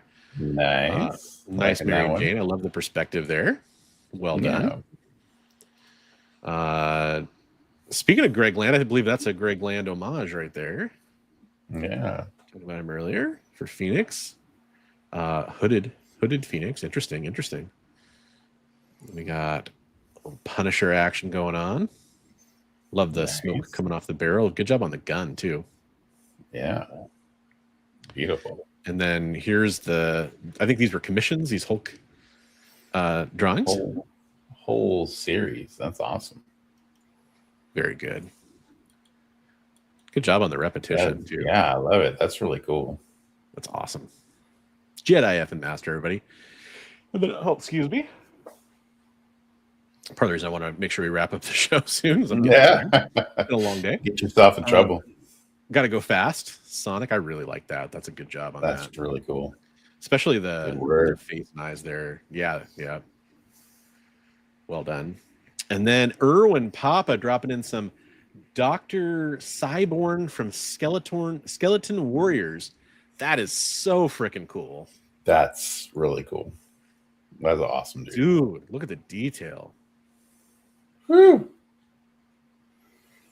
Beautiful. Reminiscent of his trap jaw stuff he's been doing too. You got that bottom jaw. Yeah. Erwin, you crushed it, brother. Cool. Yeah. Well done. Killing it, dude. This is Big B sketchbook. Tell us about this one, man. It's just a drawing of somebody I knew back in '87. And I found it, and it was like the paper had I don't know, started changing colors because of almost oxidation or something. So, okay. Yeah, so that was kind of cool. Wait, so the paper actually looks like that? Yeah. That's crazy. I figured it was like a filter or transition or something. That's Yeah, no, the paper like it like oxidized or something over time. So that's actually makes that 10 times cooler. That's already pretty cool, but yeah, that was kind of neat little effect. And then walk us through what we're looking at here. So this was a pirate themed wedding invitation comic strip that they wanted to put in their wedding invitations. So so she's the buccaneer and he's the second mate. That's cool. And, yeah, so I love it. 2007. Wow. Yeah, so those are just the panels individually. I want to easier to zoom in on those. I want to show those. So they wanted a so on that version I overlaid a pirate map and kind of ghosted it over the so that you'll see like little pieces of the map. Like the very final panel, there's an X marks the spot symbol and stuff in the very cool, man. panels. I agree, Milton. Big B does kick ass. Thank you. I was really honored that they asked me to draw for their wedding invitation. So yeah, you can see the map. Oh, okay, more of it there in the background. Nice, definitely the north compass there. Okay, very cool, dude. It's my latest X-Men, very appropriate for episode. Very nice, sir. And then our father. Yeah. And then we have some Stevie D. I joined a superhero dating site. They found me 3 matches: the Scarlet Witch, Morgan Le Fay, and Zatanna. I picked Zatanna, but the parent company won't allow intercompany crossovers. That's why I'm casting a spell of amnesia on the CEOs of Marvel and DC. Nothing can stand in the way of true love. I love it, dude. I love it. I love it. I love that style too. He's got a really cool, like, interesting style on that. Good job, Steve. Very cool. Oh, here we go. Hey, Max. Max came in and posted. Awesome, dude. Nice. The Batman killing it. Getting zoomed in on that. That's awesome, dude. Good job. Very cool. I like it. That's very awesome. cool. Is that like a zombie Robin? I was just looking at the things across his chest. Like Robin has those, doesn't he? The straight jacket, probably. Yeah, is it a straight jacket? Okay, I thought he had like didn't Robin used to at one point have like these? Could be. That's what that was just how I his chest. Tat coming in with his post. We got some. Let's see a new lid action. That looks like paper. Is it paper? Okay. I mean, I'm just looking at the corners. Okay. I like it though. Yeah. Oh, hubba. Batman. Who's this? Nice. This is Tat. Yeah. Very cool. He did his dump. That's cool. Chibi Spawn. Nice. And Chibi Thanos. Well, Scotty Young, I guess more than Chibi probably, but that's great. Very cool. And then, ooh, X-Men here. Look at that. Hey, multi-page. That's cool. 3 pieces. that maybe that's 3 lids, or is that panels? Yeah, I think it's panels. Okay, could be three pieces of paper or 3 lids. Yeah, I bet we'll find out in a minute when he types it in the chat. yeah, no, that's cool. Oh, that's dope. Yeah, that was Kevin Nolan, I think, originally. Very cool homage there. That's neat. Definitely a lid. Minion. It's a Minion Deadpool. It's great. Love it. Is that Deadpool doing the driving upside down in Deadpool 2? That's great. That's cool. That's the paper. Okay, cool. Right on. Cool. Nice. Wonder Woman. Like the eyes. Yeah. And then Electra. Very nice. Very cool. Good work, brother. Man. Yeah. Give that my live reaction. We'll do 2 warnings here. The first warning is we're going to talk about something that is a little political. I'm going to jump back in time to the news a little bit. Great job, everybody. on the community art. If you want to see Beautiful. your community art posted, go post it in the community art section. If you don't want to hear anything about politics whatsoever related to comic books, don't blame me because I didn't start it.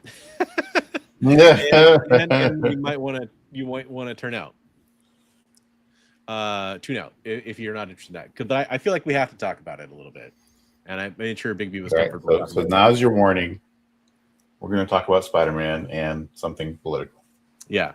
So this is something the White House posted over the weekend, and I just took some screenshots.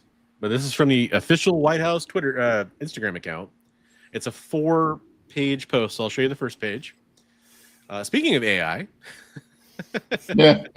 I'm guaranteed this is AI.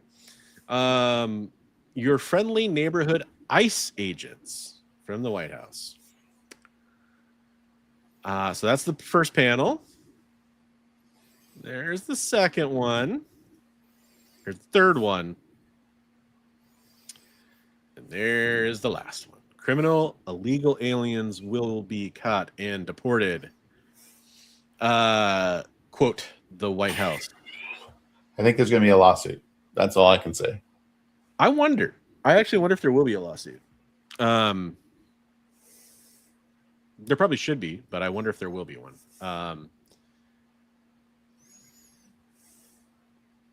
So yeah, I don't know. We're not going to talk about the movie itself really here. So don't worry about that. But this is just, I guess I'll ask you first, man. What's your opinion on this? Other than that we just showed? Yeah. I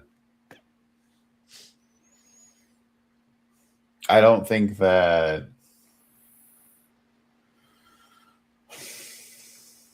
character should be roped into that kind of, I don't know, that arena of what's going on. That's my take on it. I don't think that they obviously didn't have permission to do it. So I don't think it's right.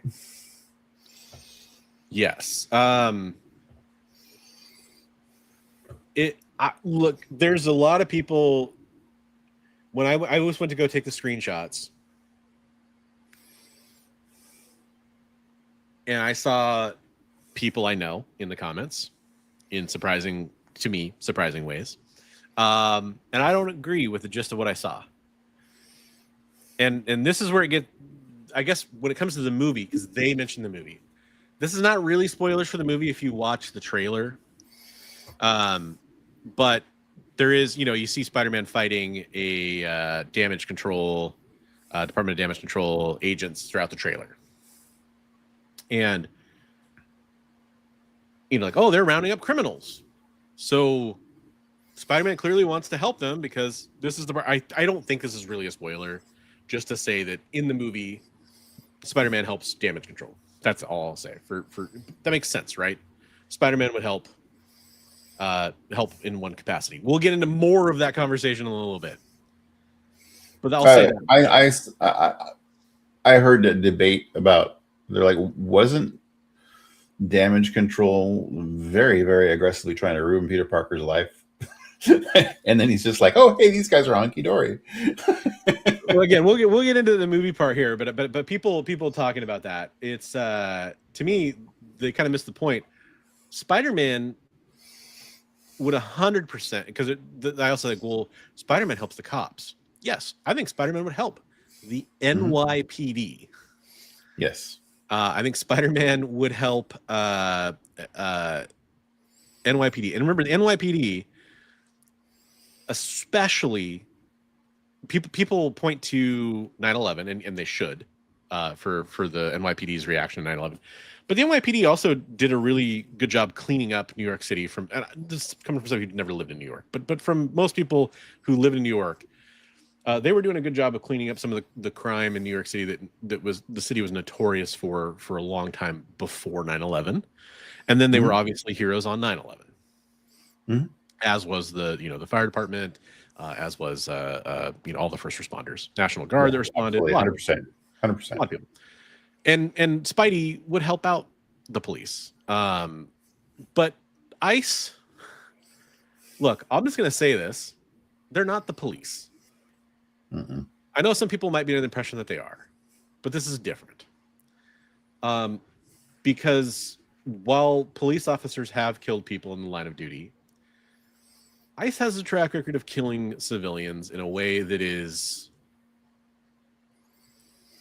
to say, saddening or disheartening or any negative word you want to use is an understatement. It is a tragic loss of life for people that have been killed by them. And that is completely politically aside from what their stated agenda is. You can argue degrees of that. We're not really here to do that as comic book people. But when it comes back to the comic book side of it, trying to use Spider-Man because he's big at the box office right now, and then we'll get into the movie when we talk about the spoilers in a bit, and why that's actually on its head if you watch the movie. Mm-hmm. And then coming out the other side and saying that he would be on ISIS side is fucking ridiculous. Yeah, no, Spider-Man would be trying to help save families, and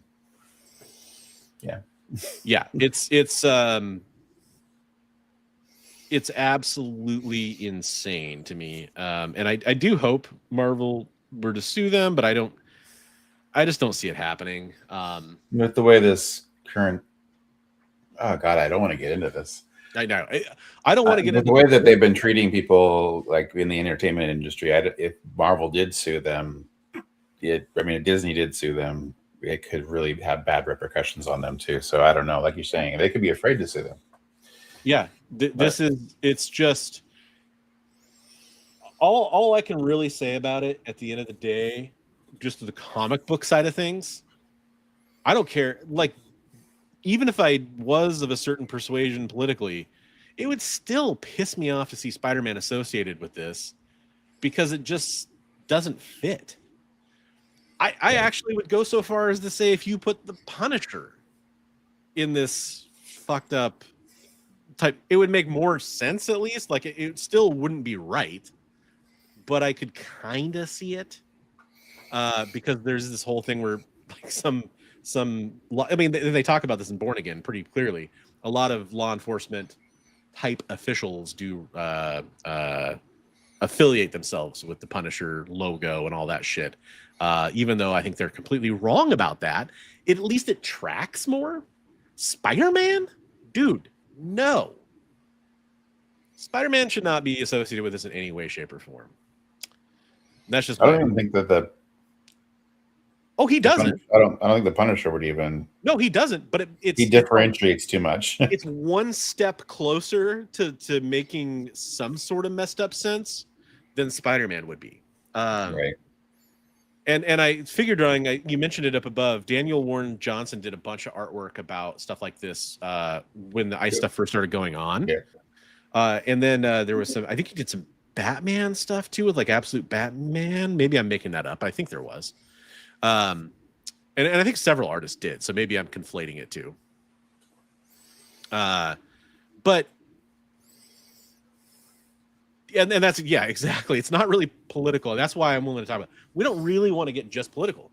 But when the White House posts Spider-Man in this kind of a controversial way, we kind of have to at least address it.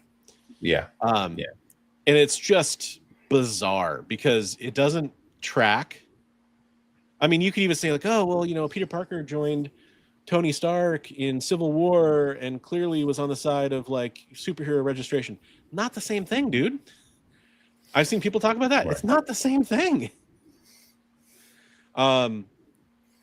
If you're going to try to tell me that Spider-Man is pro-fascist at the end of the day, now he might start a story. And this, again, we'll talk about the movie in a minute. We're not talking about I'm just talking in general here. He might accidentally align himself with somebody who does something wrong and then realize it's wrong. And then the moral of the story is that he realizes it's wrong.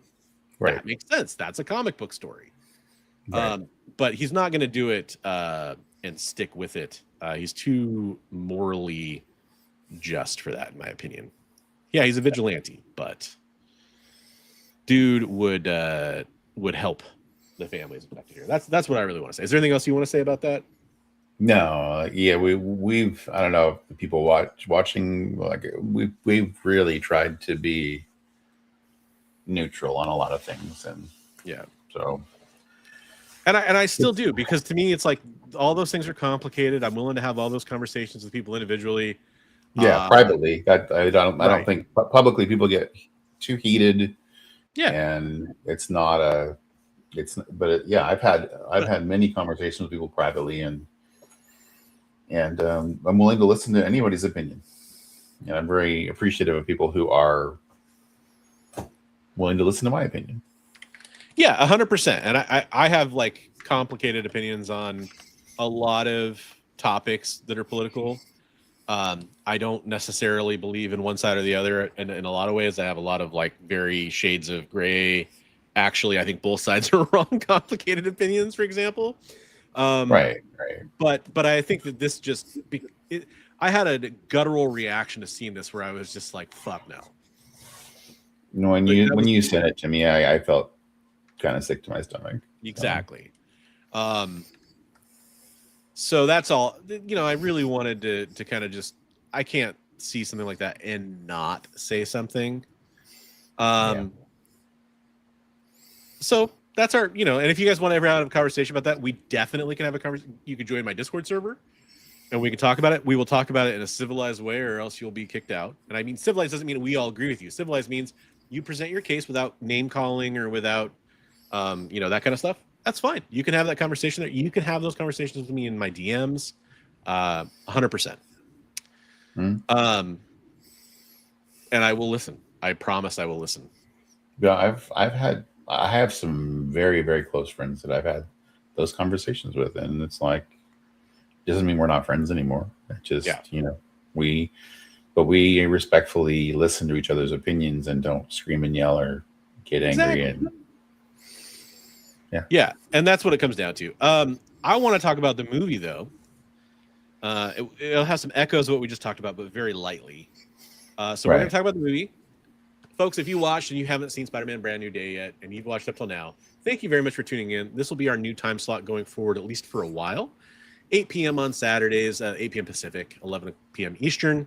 Thanks for tuning in. If you're watching on the rewind, thank you so much for being here. Remember, you can also go subscribe to the EXP, where there's a lot of great programming, and you can subscribe to Big D McFly on his channel. I pointed the wrong way for each one. But right now, we are going to, here's your warning. In about 10 seconds, we're going to start discussing spoilers for Spider-Man Brand New Day. I have warning. Banner at the bottom of the screen for anybody who hops in. Hopefully you understand that. And hola to you as well. The name changes. Hola. Hard to say if we've talked to you before because your name could have changed. But welcome to the show. But hey, anybody who's out there, we are going to talk potentially about, we are going to talk about Spider-Man Brand New Day spoilers now. So 5, 4, 3, 2. All right. So I had the hardest time not telling you anything that was going to ruin the movie for you. Well, I already knew. I know, but you knew, but you didn't know. Like I knew, but I didn't know. Yeah. And when it was revealed, I was like, yes, but I still didn't know 110% when I went to the movie. I really wanted it to not be that character, and we're in the spoiler section. So, folks, if you're still watching and you haven't seen the movie, it means you don't care about spoilers, right? I really wanted it to be somebody other than Jean Grey for the Sadie Sink character, mostly because of the way they did it. And so I was like, I really want this different than what everybody thinks it is. I've heard some discussion on that. They're like, she was incredibly cruel. She had no regard for human life. She had that man step in front of a speeding car. The implication is she had that guy in the helicopter jump out of the helicopter, kill himself. Why? How did she jump? She can go back to her own mind anytime she wants to. But who did she jump to? I mean, I guess she started a new chain. To MJ oh, okay, yeah. And like the thing that she did with MJ, where she kissed him and told him that she had regained all of her memories and loved him. And that was so mean. It was mean, but it was also good storytelling. Oh, it was great. It was great storytelling. But yeah, the thing to me is, it's just because it was so obvious that it wasn't really going to be that surprising when it happened in the movie. So I was like, I hope it's just like a super big red herring, and it was going to be somebody else. But there is nobody else who it could logically have been at some point, to the point where it would be like, what are we doing here? But here's what I don't really like about that is it's not so much that she does that stuff. Jesse, thank you so much for being here. Yeah, thank you, Jesse. Thank you for being here.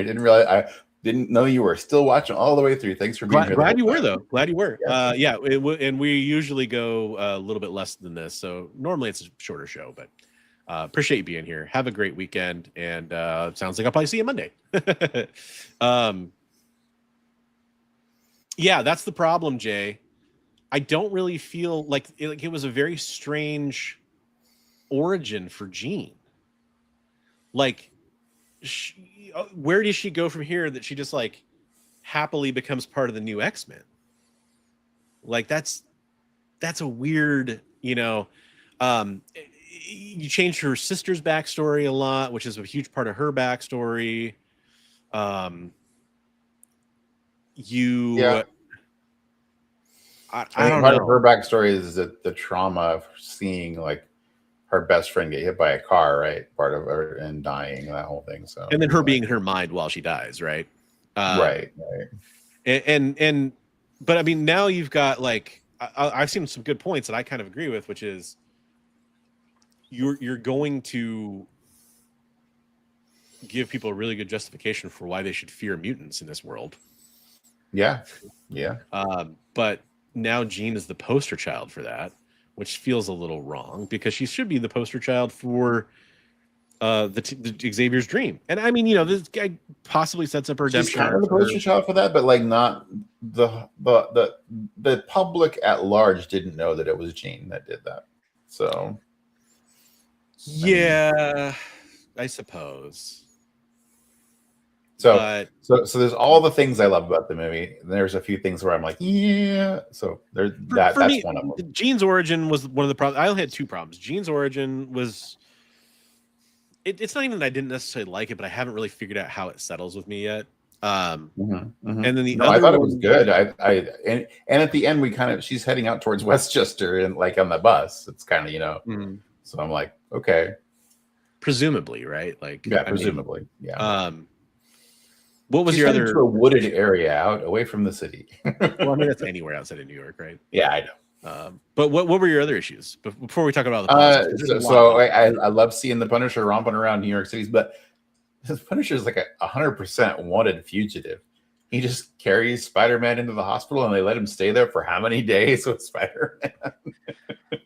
I think a lot of it had to do with what had just happened with Spider-Man, and so it was like, they're like, well, if you're with Spider-Man, we're going to take care of him, Yeah. I think that's what it was more about. I loved the Punisher in the movie, by the way. He was amazing. I did too, but was great. Okay, here's one of my other problems. Is Punisher stupid enough to go in knowing he's going to fight the Hulk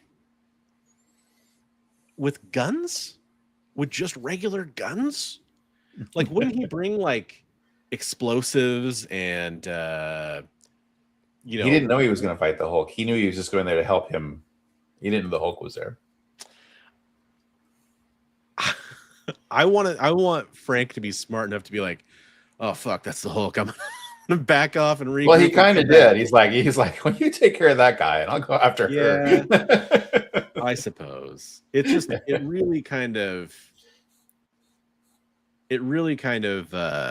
felt. There's something silly every time you see people shoot the Hulk. Oh, it's great. What are you gonna do? Tickle him to death? He's just hitting him with the bullets, and it's not doing anything.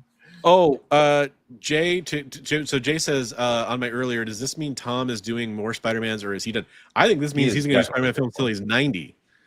Yeah, yeah. I think they want him to do as many freaking Spider-Man movies as possible. And rumor has it, Tom and all the other, and Andrew and what's his name, other Spider-Man are all going to be doing more Spider-Man. So, well, for Doomsday or for Secret Wars at least, right? yes. We're going to see other versions. Hold on, he didn't know he was going to fight the Hulk, but he knew he was going to shoot a gun at the Hulk before he did it, and he knew that wasn't going to do shit. Well, he kind of saved Spidey at that moment, didn't he? Because he was about ready to get crushed when he shot the gun at him. Part of my problem is it shouldn't have distracted Hulk as much as it did. Yeah, he's firing 5.56 at Hulk, and sure, there's more coming at him, but it's the same as firing an AR-15 at Hulk. It's not going to do shit. It shouldn't distract I will him. say it was very entertaining, and I thought it was great. It's a cool shot. And how many people are you going to get to see the Punisher shoot at that much in a movie that's not R-rated? I mean, it just seemed like a real bonehead move, in my opinion. It didn't make Frank look great. That's what I'm saying. Things later in the series, like where he takes the explosives and stuff, that's better. Yeah. I mean, but that is what I've always loved about like the Marvel universe in comics and everything, is you've got a character like Frank or Daredevil or something who's supposed to be like this street level guy, and they can run into somebody like the Hulk, and what are they going to do? It's like, dude, 100%. You got to have those kind of stories told. I love that when Spider-Man's like, this is way above your pay grade. That's the freaking Hulk. Yeah. It was great. I mean, it was just that emphasis of this is how absurd that is. Dude, but here's my one like other real problem with that sequence though. This is a very minor thing, but they did so many classic homage shots in this film. Yes. How do you not have the Spider-Man punching Hulk in the lower stomach or whatever you want to call it, like the McFarlane cover? That one, yeah. The drunk punch. Yeah. That would have been the perfect. I mean, it's probably the most iconic Hulk and Spidey cover, right? I would think. Right. Yeah. That's true. And it would have been that would have been a fun moment where then Spider-Man instantly regrets that or something, and right. Oh boy, or I don't know. That just surprised me. They said they wanted the part with I didn't know you could get that big. Well, that and I will say rampaging Hulk. We haven't seen rampaging Hulk. I was happy to see that. Don't get me wrong. Yeah, it was so cool. Yeah, hopefully it stays that way for a while. I think that makes more sense to me to have Savage Hulk, Rampaging Hulk, whatever you want to call it, not Professor Hulk. For a while. I love so many things, but yeah, like somebody pointed out, like Damage Control was trying to actively ruin his life, and then he's like, "Oh, hey, Damage Control, you're fine." I mean, I'm blanking. In what ways were they actively trying to ruin his life specifically? Do you mean like maybe when they were supposed to be revealed that he had killed Mysterio, and then they were trying to do all those things to Aunt May and to Happy and all of the threatening them. Didn't that all change when the world forgot he was Peter Parker?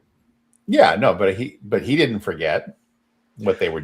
But I mean, the only reason they were after him is because they thought that he did it. And if they don't think he did it, then that's true, I guess. But that actually brings up a really good point. I saw some really great criticism of No Way Home, which is, wouldn't it have been so much better for them just to make everybody forget what happened with Mysterio instead of forget that he's Peter Parker? Right. Yeah. There's so many things that he could have people forget instead of forget that he's Peter Parker. But I mean, a big part of that film though is the arrogance of Doctor Strange thinking he can pull it off. Yeah. Sorry, so Jay, you got a couple comments here, but the most of the time, yeah, of course, the MCU versions of the characters are way less powerful, which I also kind of have.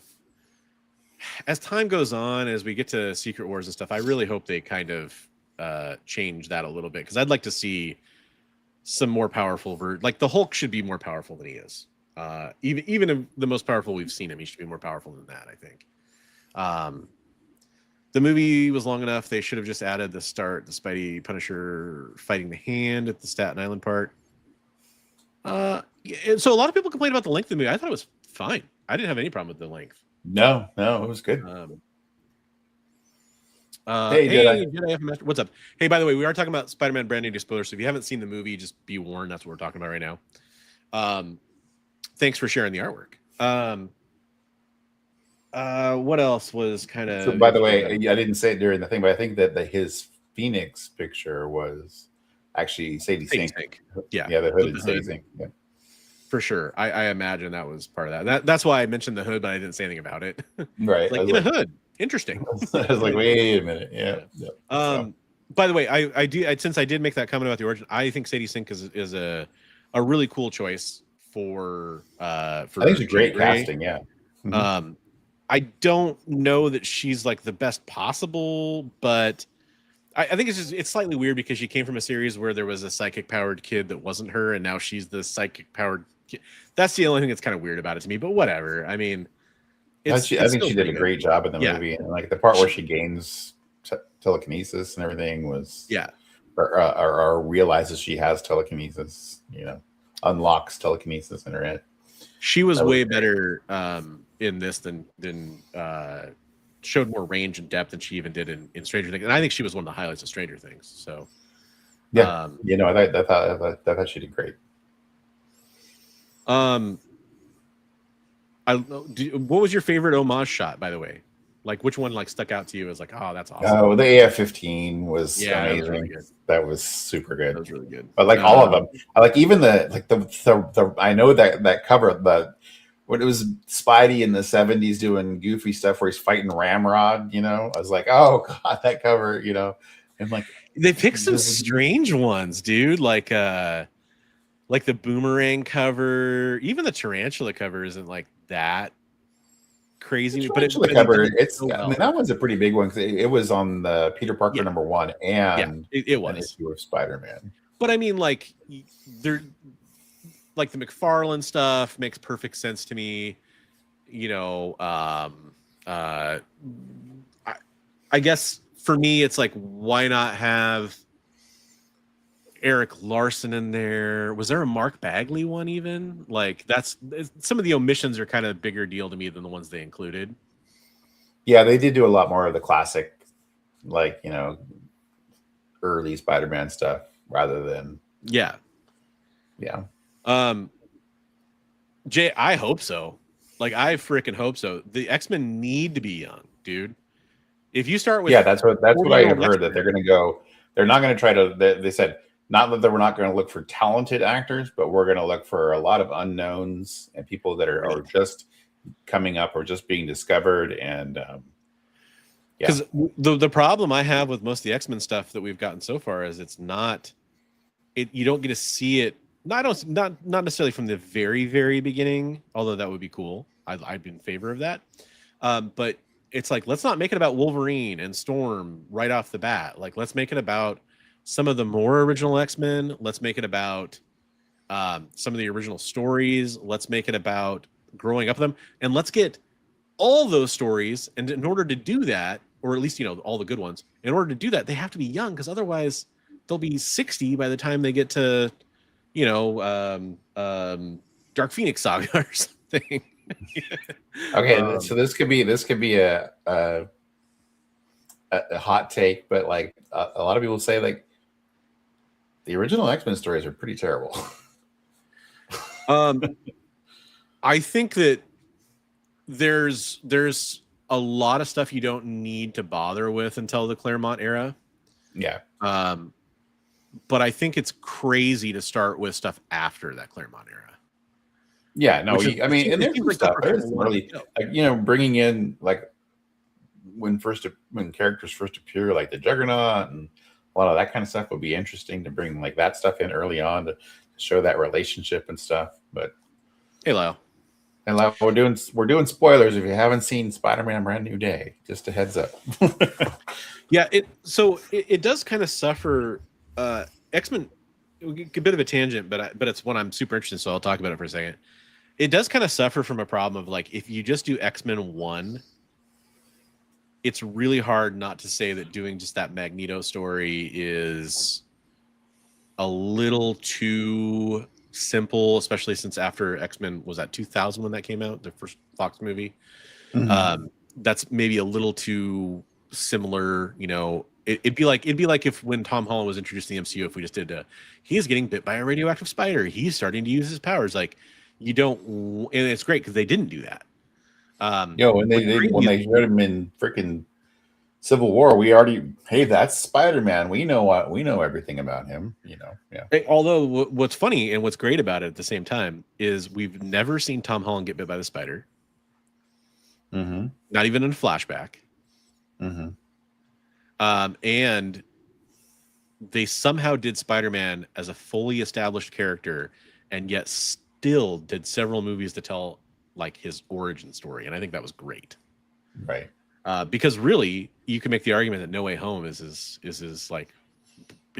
Well, and he's a different Spider-Man. He didn't have the Uncle Ben thing, so he had the Aunt May moment. In fact, the Russo brothers have said that their version of Spider-Man, when they shot the first scene with Tom Holland in Civil War, that Ben did not die because of a mistake Peter made. It was an accidental or natural causes death, most likely in their minds. Right. And he lost his uncle and he lost his parents. A lot of speculation that he lost his parents in 9/11, actually. We don't know. And it's kind of, but it's funny because at the end of No Way Home, he's got the bright colored suit. He's lost Aunt May. He's starting out in an apartment without any money. That's very he's much starting off as Steve Ditko Spider-Man. Yeah, basically. Exactly. Yeah. Excellent, Son of Crom. Hey, welcome to the show, by the way, Preston. I totally understand. This is longer than we probably would normally plan to go, just because we wanted to talk about this, but we didn't want everybody to get Thanks spoiled. for being here, Preston. And totally understandable, Lyle. I actually, Regal Cinemas near me does discount Tuesdays, where it's a lot cheaper to go, and so that's when my family went and we saw it last Tuesday, because I couldn't afford to pay full price right now. That's for sure. Right. So, anyways, Spider-Man, just to kind of sum it up, Brand New Day is a fantastic film. It's really well done. I think it's kind of crazy that it's the highest grossing Spider-Man film to me, because I still don't think it's the best one. That doesn't necessarily mean anything. Yeah, I think.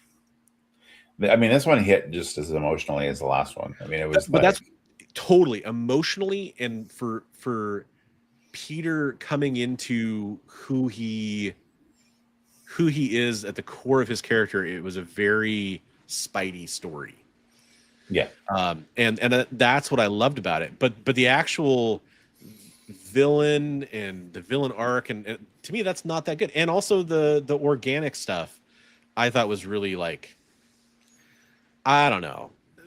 That's the other part that I kind of lost me on the movie, is I don't like the organic web shooters. I don't, and that's in the trailer. So if you're still watching, whatever. I don't like all that stuff. And I think that they could go really cool places with that because of Secret Wars and Doomsday and stuff. But I don't know, man. It's just, to me, somebody was like talking about it online, and I got involved in an argument where they're like, well, but this is cooler because Spider-Man could just be anybody. And I'm like, but Spider-Man's a fucking genius. Like, him designing his web shooters and building them, and him being like, he designed the web fluid, like that's part of his character. And it's weird to just like take that away. Like, what does it do for him? How does it help him grow? And it's impossible to say, because that story isn't resolved in this movie. So I'm still reserving judgment on that, because again, there's some really, like, he could find the symbiote suit, and that could help level out his abilities and powers and stuff. And then he could go through that emotional kind of second arc, the suit's kind of controlling his emotions or urging him to do things he doesn't want to do. And that could be an amazing way to with more of that arachnid DNA or whatever. Yeah. But to me, for the arachnid DNA thing, just felt very. It felt Sony, Madam Webby kind of, like, I don't know how else to describe it. It's all to do with I mean, this goes back to the first Spider-Man movie with Sam Raimi and him wanting to do the organic web shooters, and then they put that's been in 2 different stories now that they had him get the organic, and then they kind of over time just kind of forgot about it, and then they did it again, and then they just kind of forgot about it. And the moment in No Way Home where like they're making fun of Tobey Maguire for the organic web shooters is one of the funniest moments in that movie. Right. I love that moment. That's great. But it's really, you know, I don't want to make it sound like I'm like harshing on the movie. I'm just like I'm a little like surprised at the reaction, I guess, considering that, and that's what reinforces my opinion that a lot of people went to go see it because they wanted to like know without being spoiled what's going on with Sadie Sink's character. So that was really successful, I think. Yeah, but a lot of people are rewatching it because of the emotional impact Sure. of him reestablishing that relationship with MJ and with Ned, and that whole thing. It was so powerful. So The Tom Holland Spidey movies, like especially the named ones, like not just the ones he's in, are so friggin' good. Like the Far From Home is the worst one in my opinion, and that's still a really good movie. Yeah. I liked Mysterio and everything in that movie, but it just kind of suffered from like, maybe it was because it was abroad instead of there was the Night Monkey stuff. It was a little strange, but it was still really, really good. And if that's the worst movie you've made, holy crap! I can't wait to see more. But I am curious, you know, because we have Doomsday, we have Secret Wars, we have a lot of crossover stuff coming over. It really makes me wonder, where do you go next for your next actual Spider film? Like, I saw people saying they wanted like more Tombstone in this movie. I'm like, really? You wanted more? Like, why? Yeah, and I mean, hey, hats off to Marvel and Sony, because like they really heavily leaned into like Tombstone was really going to be a big part of this movie. Yeah, for a while there, they had a lot of like scenes with dialogue and stuff that you could see and everything, and I'm like, wow, he really was. He had like one line, if I'm not mistaken. Right. And then there was also a lot of stuff about Keith David. Like, well, who's Keith David playing? He does the voice on like a freaking documentary. So I saw the Crown. I didn't read this coming. I think a portion of the movie's success is the growing love of Zendaya and Tom. It's kind of like the Travis and the Swifties. Maybe there's a lot of newer, younger fans in general, and that's awesome. By the way, I think that's a really salient point. That's a good point. Yeah. Yeah, I think that that's pretty well deserved. And shout out to oh god, what's Ned's actor's name? I forgot his name. Shout out to him. He does a good job too. Like, he's been solid. Oh yeah. I mean, that kind of leads back to what I was just saying. There's some people, I've seen some speculation that they're still going to keep going Hobgoblin for Ned. Yeah. Although he said that he had nothing. I promise not to try to kill you. I really want to see symbiote and Venom stuff. That's I think we're there. Like, I don't know. That's just where I'm at, because I want to see Carnage, and I want to see Venom and, you know, Carnage and all that stuff. We saw Carnage. He was Woody Harrelson. No. MCU. Fuck Sony. You want to see Carnage versus Spider-Man. You want to see Venom versus Spider-Man. I don't want to see Woody Harrelson with a wig ever again. No offense to Woody. Do True Detective season 1, take 2. I think it'll be really interesting to see where they go in the Secret Wars stuff. Yeah, a lot of people saying we're going to see Tobey Maguire in Secret Wars, and Andrew Garfield possibly and as Andrew well. Garfield, and those 2 characters are probably going to die. And that in original or in the new Secret Wars storyline, Spider-Man is in a life raft. Tom Holland Spider-Man would be one of the characters in a life raft that is unaffected by Doctor Doom creating Battle World and changing reality. So there's Spider-Man and several other characters. So they're saying in that storyline, that could be where he is in that floating bubble post-credit scene. Yeah. So, which, by the way, it was a little sad to not see a mid-credit scene too. Right? Yeah. I kind of wanted one in a movie like this. Even if you did your like funny one there, and you did the little like, because the post credit scene is very like, it's not Okay, much. we're talking about, okay, but we talked about Supergirl. I was disappointed there was no post credit in Supergirl. That's true. Was there in in Superman they had the rebuilding Metropolis thing, right? The little They had that one, and they had a mid credit with her and Crypto, didn't she? Wasn't that mid credit? Was that mid credit or was that just at the very end of the film? I think it was just at the very end. Maybe it was just the end. But yeah, they had the whole end with the rebuilding and he's like, it's off by so great, Mr. Terrific. I don't mind if DC did no post credits in Superman and they just did no post credits. I actually would be really cool with that. I actually kind of don't like the post credit scene. But if you're an MCU film, my OCD requires you to have one, and this was a very weak one. Then again, it's better this than like including Hercules and never talking about him again, or including all these other ones that have never went anywhere. Right. Or Eros or Star Fox. Haven't paid off yet. How's that? True, but like at this point, like who would fucking remember? I mean us, but most audiences would be like, who's that guy? Hey, Captain America, Brave New World, or that was called. Well, we paid off a 20-year-old or 20-year-old Hulk story, right? Figure this is thank you very much for sending the email. I definitely want to check it out, and I don't mind about people talking about AI in chat. I have a barrier of proof for what before I make accusations for people, and it's more than just I saw it and think it's AI. And maybe your email completely does that, which is why I want to go check it out and read it. Your Mark Spears one was definitely interesting, and I had opinions on it. When you have more time to in depth, delve into it and really look at the pieces. But it's always welcome, and you are always welcome in chat. You expressing your opinions. We appreciate everybody in chat. Definitely, and anybody who wants to engage in honest conversation, extra so. So thanks, man. Totally, no hard feelings one way or the other for me. Just explaining. So there's, to me, it's like I want to see that stuff.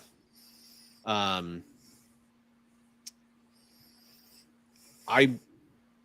mean, God. Speaking of post credit, they teased Eddie Brock.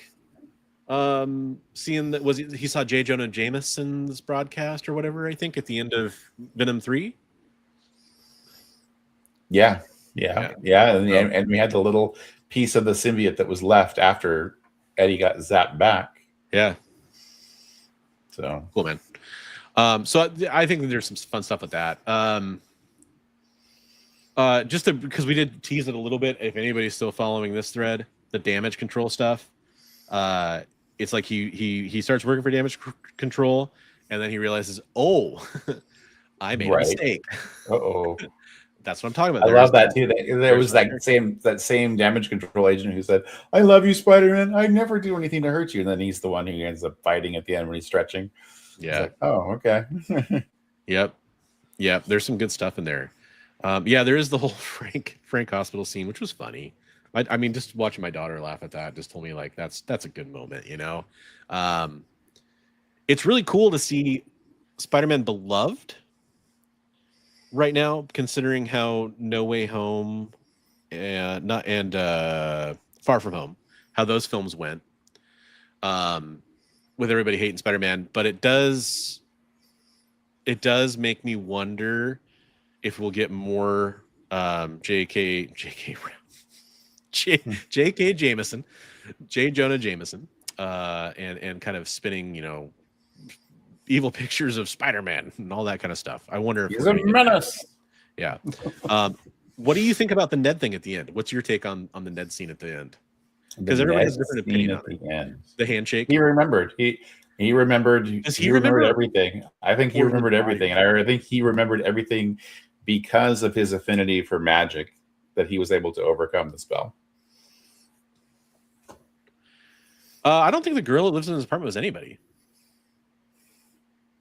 The girl who lives in his apartment building was the gal from high school who was always doing the announcements and everything. The blonde-haired girl. Oh, was it? Yeah, it was her. The one that was on the TV show they did in the school? Yeah, she's actually a Spider-Man character. I don't remember her name, but a civilian in Spider-Man, right? she's a civilian Spider-Man character who Yeah. went to high school with Peter and Mary Jane and Ned and everyone. She's the I same. did not recognize her. It was the same actress. The one no, is that my top? Are those my jeans? Yeah. Yeah. I believe you. I just didn't recognize her. She must have like aged up a little bit or something. Just facially, you know. Because I didn't clock it. Yeah, I'm pretty sure that was her. No, not Liz. Is it Betty Brant? Yeah, Betty. I think that's Betty. Is it Betty Brant? That's what Google's telling me. That's interesting, dude. I didn't. So I saw people posting on Instagram before you even saw the movie about like Black Cat, and I was like, so I saw her, and I'm like, are they saying that's Felicia Hardy? No. No, I'm 99% sure it was Betty Brant. Oh, I believe you. Although that was a great scene, by the way. Not on IMDb. When he walks away wearing those jeans. Am I Is looking IMDb saying it's not her? I don't know. I'm trying to. I thought it was the actress's page. Let me go look at the actual. I'm looking at the actual Brand New Day page. Full cast. God, they made this so much harder these days. I remember the old IMDb where you could easily see all this stuff on one page. Betty Brant is not listed in the cast of characters on IMDb. Maybe she is Felicia. I don't know. I thought it was Betty. No, there's no way that was Felicia Hardy, dude. I thought it was supposed to be Betty, but Apartment Girl is listed as Taryn Marie Butler, which is not the actress that played. She, in fact, looks like she's never been anything else. okay. So let me make sure we're all thinking of the same person. Share this real fast.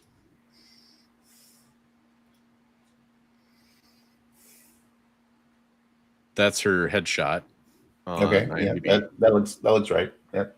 And she's listed as Apartment Girl in the cast here, and it looks like she's going to be in Breaking Cover, whatever that is. But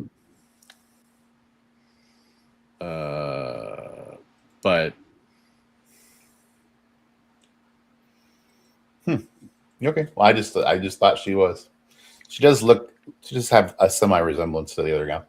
okay, I know that girl was in Homecoming. I think she was in all the other movies, but I'm just going to go to the Homecoming cast because I feel like it was smaller. And here's Betty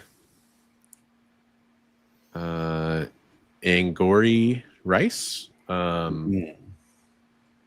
mean, that's who we're talking about, right? That looks like her. Yeah. Yeah. Mm-hmm. Okay. I was curious about that too for a second. And then I was like, because they show her twice, I think. Yeah, she's in the. She says something like, "Oh, same floor" or something, and then another time, yeah. Then And she's like, "Hey, is that my top?" Yeah. So.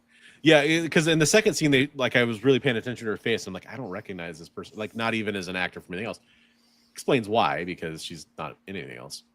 Yeah, Betty Brant. That makes sense. That's a very Stan Lee name too, with the alliteration and everything. She later on, she ends up working at the Bugle and stuff. And, yes, and Peter ends up dating her at the Bugle. So, and then in the movies, Ned dates her for a little bit, right? Yeah. Yep. Yeah. Oh, Neddykins or what? She has some like pet name for him or something. Right. I really liked seeing them hang out together again in the apartment, like building the Lego set. Oh, there were so many. That was just so heartwarming when he's wearing the mask, and then she draws the picture of him, but he's not wearing the mask. And yeah, it was really, really well done. Like just very, yeah. And I didn't realize it was a very emotional film. I didn't realize at the end of the last movie the reason that he didn't. They did a good job of reiterating why he didn't reveal to Ned and MJ that was because of Aunt May. I didn't realize that at the end of the last movie, that was why he didn't reveal to them. It all does fit, and that's why, like, I might have, this is just how my mind works. You know this by now. I'm like, oh, this and this are interesting, but it's because I want to see how they put those puzzle pieces together, and I give them the leash or whatever to do that. And if they don't do it well, then I'll criticize it again. But it's like, I just like, that's what makes it good to me, is it's not like, I wasn't like, oh yeah, this all makes sense and this is how they're going to do it. And all, like, it's actually still surprising. And I like that about it. Yeah, no, I give the movie like 2 thumbs up. It was great. Yeah. My daughter asked me what I gave it. She wants to know everything out of 10 now. She asked what I gave it. I was like, I give it a 9 out of 10. She's like, I give it a 10 out of 10. I'm like, that's awesome. Nothing makes me happier than you give it a 10. She's like, why didn't you give it a 10 out of 10? And I told her the reasons. I was like, I don't really like the whole like organic web arachnid thing. And I didn't love like seeing Jean Grey's story get changed a little bit, but I really want to see what they do with it. And I feel so excited watching her. She was such a big Sadie Sink fan, such a big Max fan in Stranger Things. And she saw like all the speculation like on YouTube and stuff about like who Sadie Sink was going to play. And she was like, I wonder who she is. I wonder who she is. And she was, they say Jean Grey. And she just like lit up like a Christmas tree. And it was so awesome to watch, dude. Like, right. That was great. And speaking of that, going back now to the first trailer that we saw for this movie, and it's in the final film, there's the girl on the train, or it was a train or a bus, I can't remember now, who looks like Rogue. Yeah. Could be. Before I was like, no, that's just like an interesting coincidence or like a fun little Easter egg. It could be more of an Easter egg because they haven't cast who's going to play Rogue, but it could, it could be. But maybe they didn't. They just stuck it under our noses, right? Like, right? Could be, yeah. Or they could go back and say like it's the same character, but we have a different actress playing her. Or they could, because they did that with they retroactively made Tom Holland's Peter Parker the kid in Iron Man 2. Right. Yeah. With the Iron Man mask on. Right. At the Stark Expo. So, right. He's the one who puts up the toy repulsor and is about ready to get killed. Yeah. Yeah. So, I mean, it could be fun stuff like, but I mean, with it being Jean Grey, it really does kind of add a new dimension to that. Kid in the group that everybody's looking at the window at Frank in the window and cheering. And the kid looks at Peter. The kid looks at Peter and gives him the thwip. I'm like, that's Miles. I've seen people say that. I don't know, man. To me, it's probably not, but it could be. Wasn't there a Miles reference in No Way Home? There was the Prowler, the character that plays, Well, no, but he was in Homecoming. I mean, like, I'm talking about a Miles reference.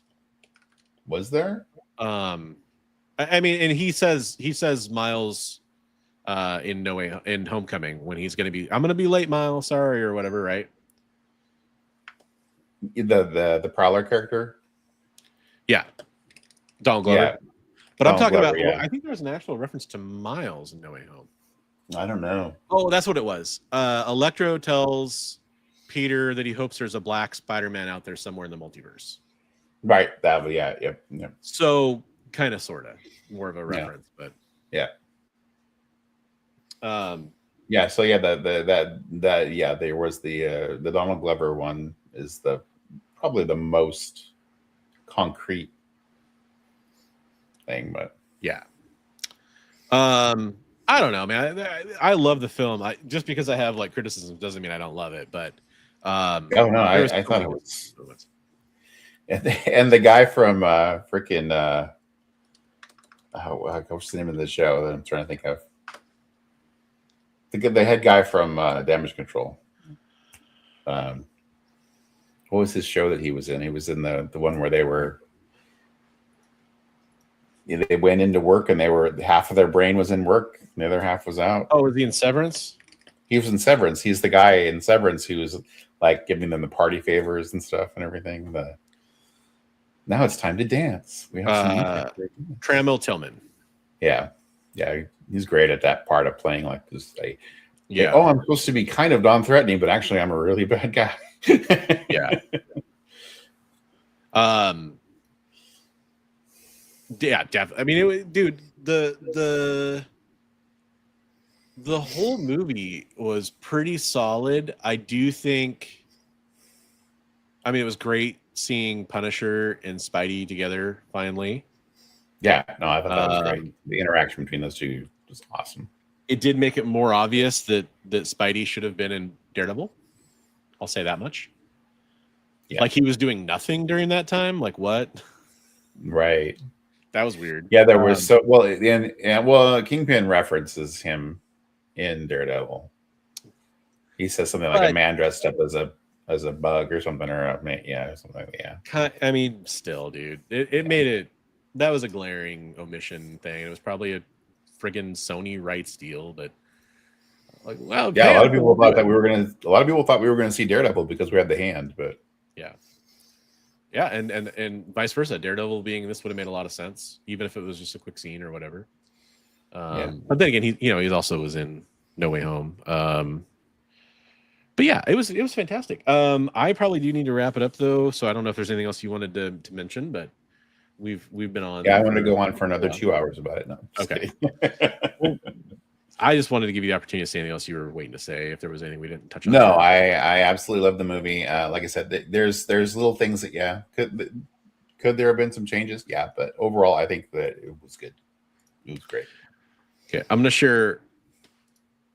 Oh, let's get at this. I'm gonna share one more funny meme that I saw that I was kind of, there's some great reels and stuff I've seen, but I want to share one funny meme.